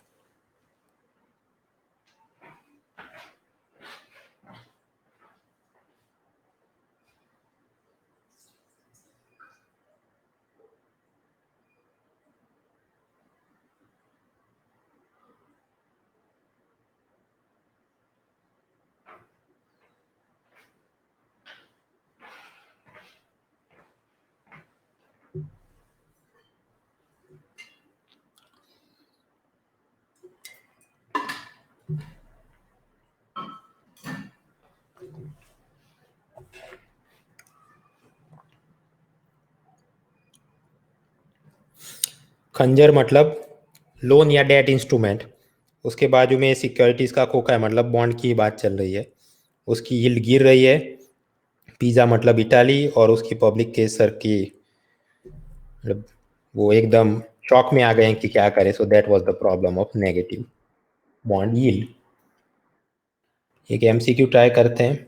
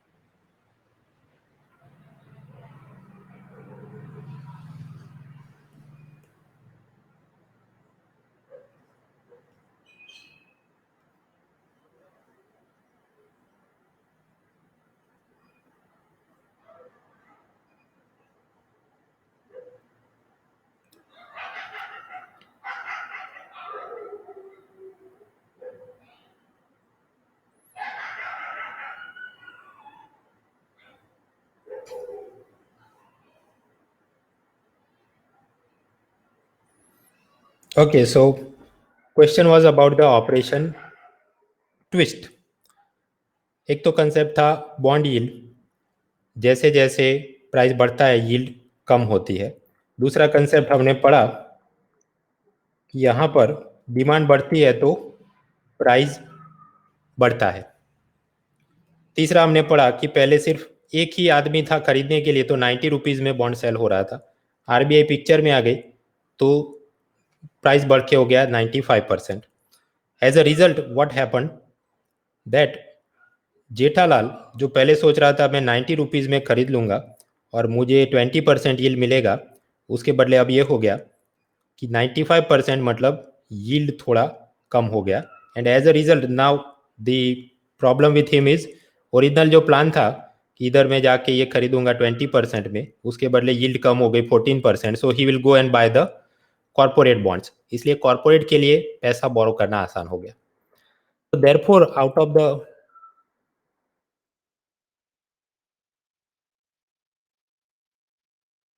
Even things, what is the operation of RBI का ऑपरेशन ट्विस्ट, ये टाइपिंग मिस्टेक हो गई, इधर होना चाहिए decreasing the yield on the long term government securities. So if that was the thing, then answer could have been C. अगर ये यहाँ पर है इंक्रीजिंग, तो उस केस में तो ये भी गलत हो जाता है। So then in that case answer will be what, none of the given statements. तो यस, ऑपरेशन ट्विस्ट का ऑब्जेक्टिव क्या था? Making the loan cheaper for the priority sector, नहीं प्रायोरिटी सेक्टर में कॉर्पोरेट सेक्टर नहीं आता, वो तो फार्मर वीकर सेक्शन वो सब है। Making the borrowing cheaper for the government of India वो इसमें रेलेवेंट नहीं है। Stabilising the exchange rate for dollar thing वो भी नहीं है। Increasing the yield on long term government securities तो वो भी दिखता नहीं है, उसमें क्या होना चाहिए, डिक्रीजिंग हो तो बराबर है। तो अगर डिक्रीजिंग हो तो डी जवाब हो जाएगा, अगर सिर्फ इंक्रीजिंग हो तो सी जवाब हो जाए। एनीवे, सो इशू इज ये स्लाइड के अंदर वो सब कलर और मार्किंग करने में गलती हुई, so I am sorry for that. खैर आगे बढ़ते हैं। So now the next topic is bimonthly monetary policy. मतलब जो दो दो महीने पर आरबीआई के 6 लोग, मतलब आरबीआई साइड के 3 लोग, गवर्नमेंट साइड के 3 लोग मिलके जो पॉलिसी बनाते थे, हम लोगों ने पढ़ी होगी 2019 फेब्रुआरी, फिर अप्रैल, वहाँ तक पढ़ा होगा, फिर मई जून के अंदर तो प्रीलिम, और उसके बाद जून में पॉलिसी आई, फिर अगस्त में, फिर अक्टूबर में, फिर दिसंबर में, फिर जनवरी के अंदर, 2020 के अंदर फेब्रुआरी में आएगी, तब तक हम लोगों ने देखना है। अप्रैल में भी आएगी तो वो प्रीलिम से पहले हम लोग देख लेंगे। So the issue is before us is कि प्रीलिम 2019 के बाद से जितनी मॉनेटरी पॉलिसी आई उसमें क्या डेवलपमेंट रहे। So let us check. आप याद करिए आरबीआई के ऊपर एक स्टैट्यूटरी मैंडेट है कि इन्फ्लेशन को 2% से नीचे गिरने नहीं देना और 6% से बढ़ने भी नहीं देना। लेकिन ये 2018 अक्टूबर के बाद से आप देख सकते हैं ग्राफ में कि कैसे इन्फ्लेशन तो 2% से नीचे गिर रहा है। ऐसी परिस्थिति में what can we do with the repo rate? If you want to fight the inflation तो रेपो रेट बढ़ा दो, if you want to fight the deflation तो रेपो रेट कम कर दो। तो वही काम जब से शक्तिकांता दास ने चार्ज लिया तो वो कर रहे थे। फेब्रुआरी 2019, अप्रैल 2019 उन्होंने रेपो रेट को कम ही किया था।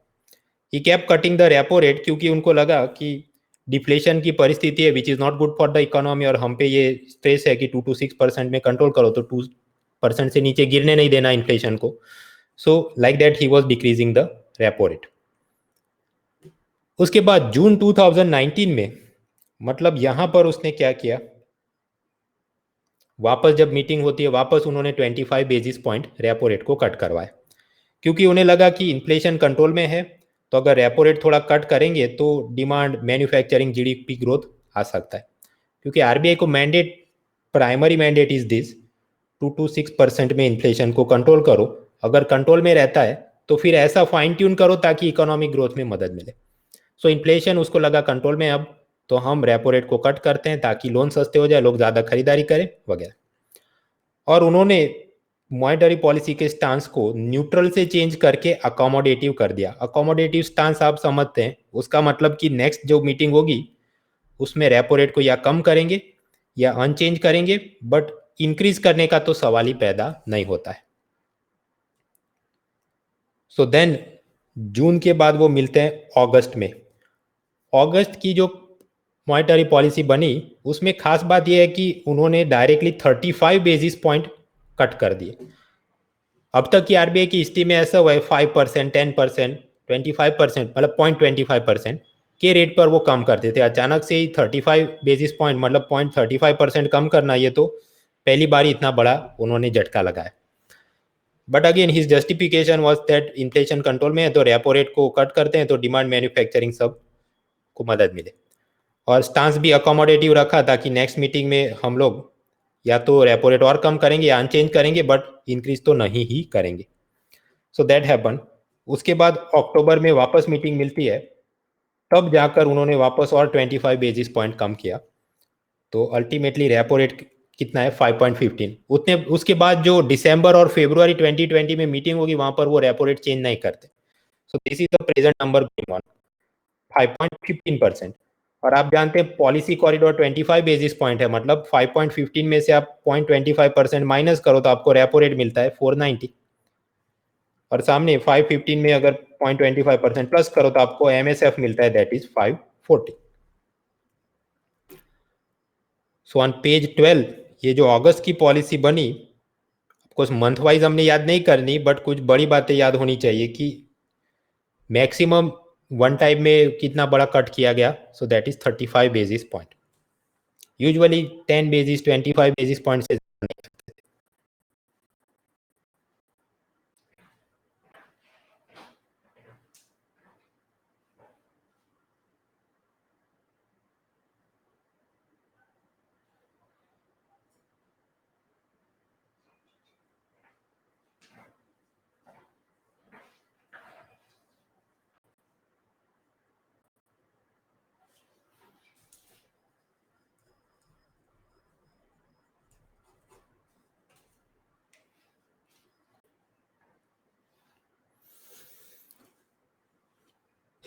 और आप ये भी जानते हैं कि मॉनेटरी पॉलिसी कमेटी की मीटिंग खत्म हो जाए उसके बाद आरबीआई गवर्नर खुद से यूनिलैटरली कुछ अनाउंसमेंट करते हैं।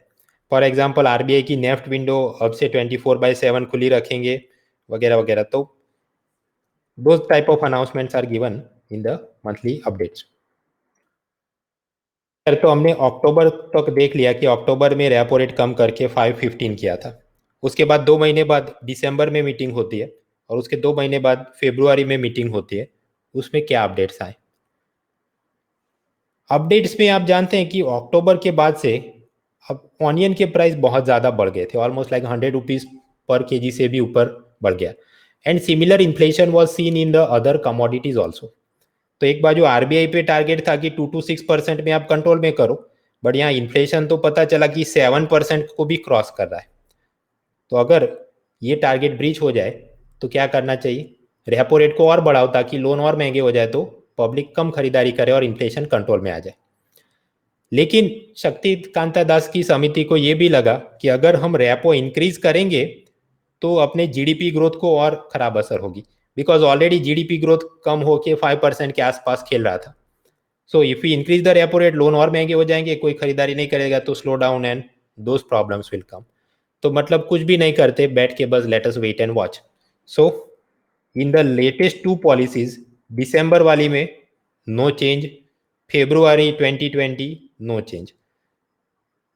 इन्फ्लेशन से लड़ने के लिए definitely they should increase it, but increase करने गए तो इकोनॉमिक ग्रोथ में नेगेटिव इंपैक्ट होगा, so they have not change the repo rate.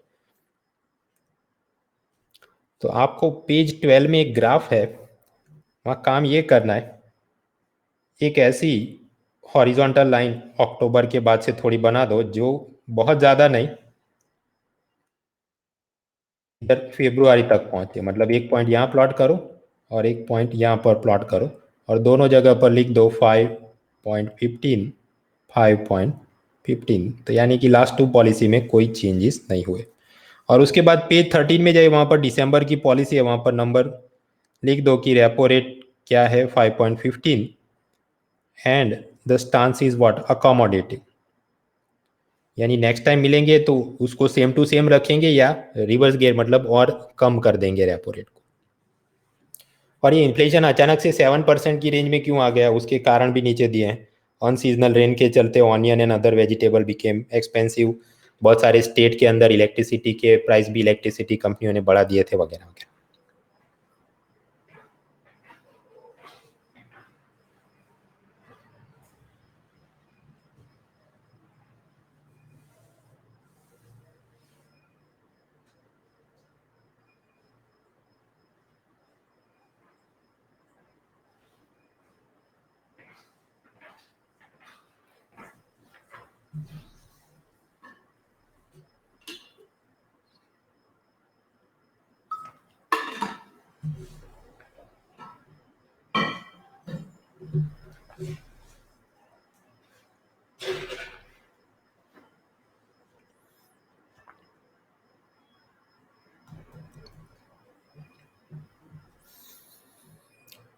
So Sanjeev, Sumit, Prince and others, this is done. कब तक चलेगा? तो अभी 15 मिनट और चल सकता है। उसके बाद आप जाइए पेज 13 में। आप जानते हैं कि आरबीआई की मॉनेटरी पॉलिसी बने उसके बाद गवर्नर मीटिंग से बाहर निकल के खुद से कुछ अनाउंसमेंट करते हैं। तो फरवरी 2020 में ऐसे कुछ अनाउंसमेंट हुए जो हम लोग पढ़ चुके हैं। एक अनाउंसमेंट किया हुआ, लॉन्ग टर्म रिपो ऑपरेशन किए जाएंगे जिसकी मियादी होगी 1 ईयर से लेके 3 years.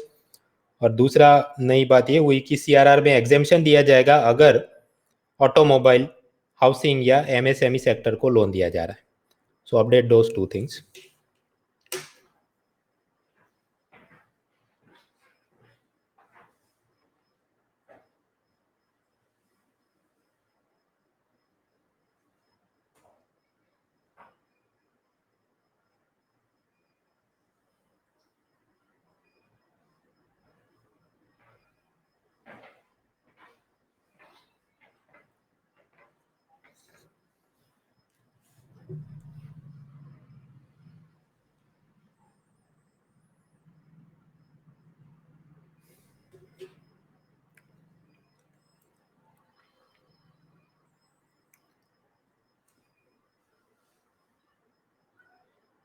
So this is done, Anurag, Sumit, Arun and others.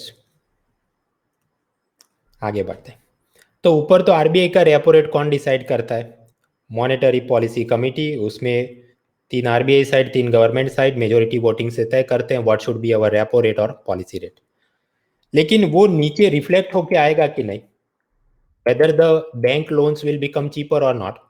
उसके लिए पहले एक सिस्टम था, marginal cost of fund based landing rate system, लेकिन उसमें कुछ खामियां थी।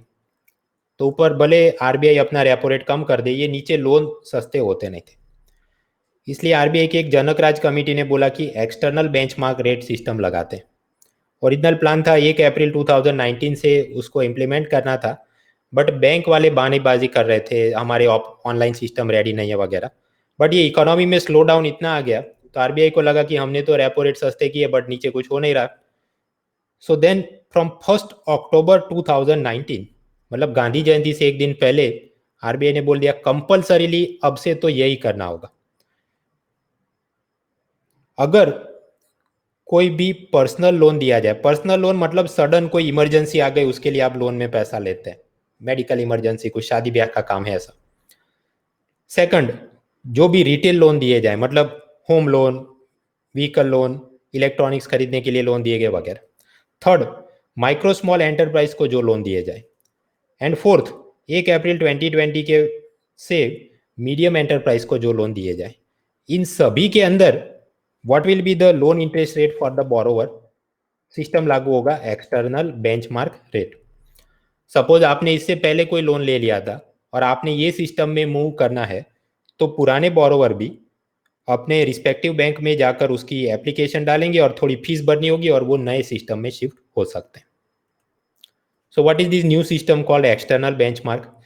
यहाँ फॉर्मूला ऐसा है, एक्सटर्नल बेंचमार्क प्लस स्प्रेड मतलब profit plus risk premium equal the loan interest rate. समझते हैं। सबसे पहले एक्सटर्नल बेंचमार्क मतलब बैंकों को बोला गया कोई एक आप सिलेक्ट कर लो। फॉर एग्जांपल आरबीआई का रेपो रेट सिलेक्ट किया तो 5.15%। फिर हमने अभी देखा बॉन्ड यील्ड, तो ऐसी ट्रेजरी बिल की भी यील्ड हो सकती है। सो 91 डेज वाले की यील्ड या 182 डेज वाले की यील्ड, तो यील्ड सपोज कोई सिलेक्ट करी। इसके अलावा भी कुछ और बेंचमार्क है जो फाइनेंशियल बेंचमार्क इंडिया अपनी वेबसाइट पे अपलोड करता है, तो वो वेबसाइट पर देख के कोई भी बेंचमार्क पसंद करो। एंड देन उसके ऊपर बैंक वाला अपना स्प्रेड या प्रॉफिट मार्जिन बोले, सपोज कि मुझे 2% प्रॉफिट होना चाहिए, प्लस रिस्क प्रीमियम मतलब जोखिम कितना है। फॉर एग्जाम्पल अगर होम लोन दिया तो वो यूजुअली थोड़ा सेफ माना जाता है कंपेयर टू बाइक लोन, क्योंकि बाइक लोन लेने वाला हो सकता है आदमी एक्सीडेंट में मर जाए तो कैसे पैसा वापस करेगा। So there is some risk involve.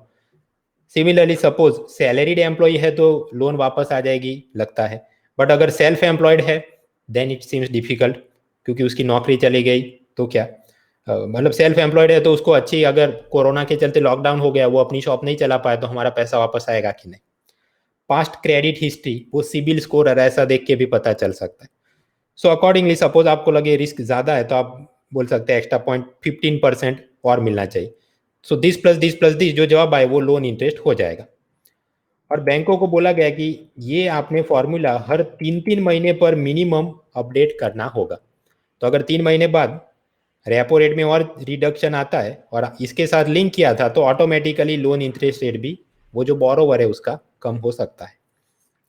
अब उसमें ऐसा नहीं कि 3 महीने बाद अगर रेपो रेट कम हो गया तो वो शिफ्ट करके बैंक वाला बदमाशी करे कि ठीक है तो अब से हमारा ये होगा ट्रेजरी बिल को हम फॉलो करेंगे। नो, जो बेंचमार्क पकड़ा उसको पकड़ के ही रखना होगा। They can not change it in between Midway during the period. So suppose repo rate plus कोई बैंक बोले हमें प्रॉफिट होना चाहिए उसके ऊपर 2.65%, प्लस उन्हें लगे कि नॉन सैलरीड एम्प्लॉय को दे रहे हैं, मतलब कोई शॉपकीपर या ऐसे आदमी को, तो वो हो सकता है मांग सकते हैं एक्स्ट्रा 0.15% रिस्क प्रीमियम, क्योंकि जोखिम लगता है हमको। तो फिर जो जवाब आया वो आपका लोन रेट हो गया। और ये जो लोन रेट है वहां पर ये आप स्प्रेड को चेंज नहीं कर सकते, और मतलब स्प्रेड या प्रॉफिट को चेंज नहीं कर सकते। इवन ये जो रिस्क प्रीमियम है 0.15% नॉन सैलरी वाले, वो चेंज कर सकते हैं बट बहुत टेक्निकल कंडीशन कि वो नौकरी वाले की नौकरी चली जाए तो आपको पता चला, only then you change. Some technical rules are there, वो कौन से हमको जानने की जरूरत नहीं। बट बेसिक आइडिया इज इसके अंदर अगर रेपो रेट अब कम होता है तो बैंक का लोन इंटरेस्ट रेट भी कम हो जाएगा। So it will help in the better transmission of the monetary policy. Transparency बढ़ेगी, अकाउंटेबिलिटी बढ़ेगी, लोन टेकर को पता चलेगा हाँ ये हमको लाभ हो रहा है आरबीआई से, specially in the home loan and MSME loans it will help. उसके बाद वो रियल लाइफ में कैसे अकाउंट होते हैं वो हमको सब बैंकिंग की असल प्रैक्टिस तैयार करने की जरूरत नहीं। सो ऑन पेज 14 लिखो, एक तो ये क्या है सिस्टम एक्सटर्नल बेंचमार्क, और उसके अंदर रेपो रेट हाँ उसको भी सिलेक्ट कर सकते हैं, फिर 91 डेज के ट्रेजरी बिल की यील्ड को भी सिलेक्ट कर सकते हैं, या 182 डेज वाले ट्रेजरी बिल की यील्ड को भी सिलेक्ट कर सकते हैं। बट जो पकड़ा फिर उसको इन बिटवीन चेंज नहीं कर सकते, bank will have to stick with that particular thing only.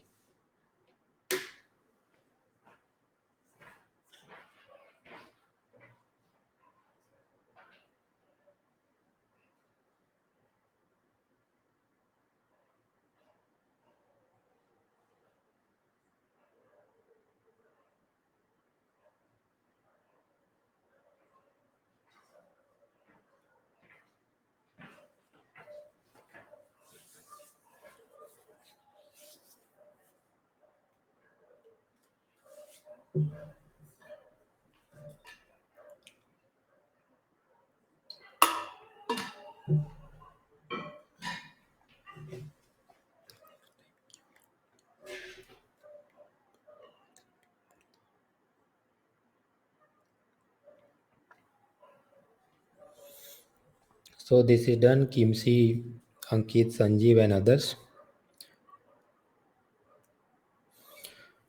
इसके बाद जो टॉपिक है वो classification of the bank and financial intermediaries. एक तो टॉपिक है golden anniversary of the bank nationalisation, ऐसा इकोनॉमिक सर्वे का चैप्टर। आप जानते होंगे कि 1969 में कुछ बड़े बैंकों का सरकार ने राष्ट्रीयकरण किया था, तो 2019 में उसके और 50 साल पूरे हुए। So what are the issues with the public sector bank, ऐसा उसमें कुछ भी नहीं जो पढ़ के नहीं समझ में आई। It is given there. Basic बात ये है कि प्राइवेट सेक्टर बैंक ज़्यादा प्रॉफिटेबल है वगैरह वगैरह, और पब्लिक सेक्टर बैंक वो ज़्यादा इनएफिशिएंट है, और उसको फिक्स करने के लिए क्या सजेशन है। फिर बोला गया कि 10 सरकारी बैंकों का 4 में मर्जर करेंगे, वो 2019 अगस्त में अनाउंस किया था। टेबल है, देखना है। स्मॉल फाइनेंस बैंक आप जानते हैं, उसमें आरबीआई ने बोला है ऑन टैप लाइसेंस सिस्टम, मतलब ड्राइविंग लाइसेंस आपको जब भी बोले आप मुंह उठा के चले जाओ आरटीओ ऑफिस में और ले सकते हो। इस प्रकार किसी को स्मॉल फाइनेंस बैंक शुरू करना है वो भी मुंह उठा के जा सकता है आरबीआई के पास कभी भी। कोई यूपीएससी नोटिफिकेशन जैसा नहीं कि 1 फरवरी की तारीख तक वेट करना है। So that system has been allowed. Cooperative बैंकों के अंदर केरला बैंक नाम के एक नए कोऑपरेटिव बैंक को आरबीआई ने अलाउ किया है। हमने पहले पढ़ा था कि नेशनल हाउसिंग बैंक, उसके पास हाउसिंग फाइनेंस कंपनियों के ऊपर रेगुलेटरी पावर थे, लेकिन 2019 में निर्मला सीतारमन का फुल बजट आता है, उसमें उसने ये किया कि ये सारे रेगुलेटरी पावर्स आरबीआई को शिफ्ट करे और आरबीआई के पास से हाउसिंग बैंक की ओनरशिप ले ली। तो ये ऐसे टॉपिक है, इसकी स्लाइड देख के देखना चाहिए, another 40 minutes will be wasted, but आप आराम से पढ़ लो तो भी 20 मिनट्स में ये काम खत्म हो जाएगा। तो आप इसको कंप्लीट करिए, दिस इज योर होमवर्क। और उसमें वैसे भी कोई ब्लैंक्स है नहीं तो आप देख सकते हैं। And yes, now there is रविवार को ये फ्री मॉक टेस्ट भी है 100 क्वेश्चन की। If you are interested you can appear in that. तो हमारी गाड़ी यहाँ पर रुकती है, मनी बार्टर टू बिटकॉइन, वहाँ पर ये मनी ऐप और नया कॉइन म्यूजियम खोलेंगे, देख लिया। आरबीआई की मॉनेटरी पॉलिसी, उसके bimonthly updates, CRR exemption, वो रेपो के अंदर long term operation, operation twist देख लिया। बैंक एनबीएफसी के अंदर वो जो बेसिक चीज़ें हैं जो मैंने आपको अभी बताई वो पढ़ के समझ में आ जाएगी, बड़ी बात नहीं। नेक्स्ट जो इशू आता है वो है burning issue in the banking sector की। इंसॉल्वेंसी बैंक्रप्सी कोड में 2019 में 2 अमेंडमेंट आए हैं। फिर ये यस बैंक और उसका 81 बॉन्ड, वो क्या पूरा राइट डाउन की प्रॉब्लम्स है वगैरह। So we will continue forward from that era. फिर सेबी शेयर मार्केट में वो Bharat bond exchange traded fund, फिर इंश्योरेंस पेंशन में वो फसल बीमा योजना के अंदर कुछ नए अपडेट्स किए गए। So all those things are in hand out, और हम लोग वो भी पढ़ेंगे, उसके ब्लैंक भी फिलअप करने हैं। So next lecture in this series is going to be on Tuesday 7 April, same time 9 बजे रात को हम लोग मिलते हैं और इसको कैरी फॉरवर्ड करेंगे। Then we will move to budget, उसके भी मैं ऐसा हैंड आउट बना के अपलोड करूंगा, इंटरनेशनल ट्रेड और sector of economy, infrastructure, HRD. इस पे ज़रा भी स्ट्रेस में आने की ज़रूरत नहीं कि इतना बड़ा इकोनॉमिक सर्वे वगैरह है। ऑफकोर्स ये आरबीआई रिलेटेड चीज़ क्योंकि 2-2 महीने में अपडेट करते हैं तो उसका बल्क ज़्यादा बढ़ जाता है। बजट के केस में और बाकी सब चीज़ों में इतना बल्क नहीं बनता, बिकॉज बजटों के 3-4 बड़ी चीज़ें हैं। वो नया इनकम टैक्स का स्लैब लेके आए हैं, 15 फाइनेंस कमीशन ने एक रिपोर्ट दिया है, एंड सम फिजिकल डेफिसिट का वो ट्रिगर मैकेनिज्म अनाउंस किया, एलआईसी का डिसइन्वेस्टमेंट करें। So as such bulk wise it is not that large, so don't worry, ये अपनी प्रीलिम के पहले सब कंप्लीट हो जाएगा। So have faith and patience और पढ़ते रहिए। और जो ऐसे विद्यार्थी हैं जिन्होंने कभी भी पूरा कोर्स नहीं पढ़ा था, इन दैट केस अपनी पुरानी बैच चली रही है फ्रॉम 15 फरवरी ऑनवर्ड्स। हफ्ते में 4 दिन करीब क्लास होती है, रात को 9 बजे से लेके। So if you are interested to join you can join that also, और उसमें आप कूपन कोड यूज़ कर सकते हैं mrunal.org, जिसमें आपको 10% डिस्काउंट भी मिलेगा। So that is there.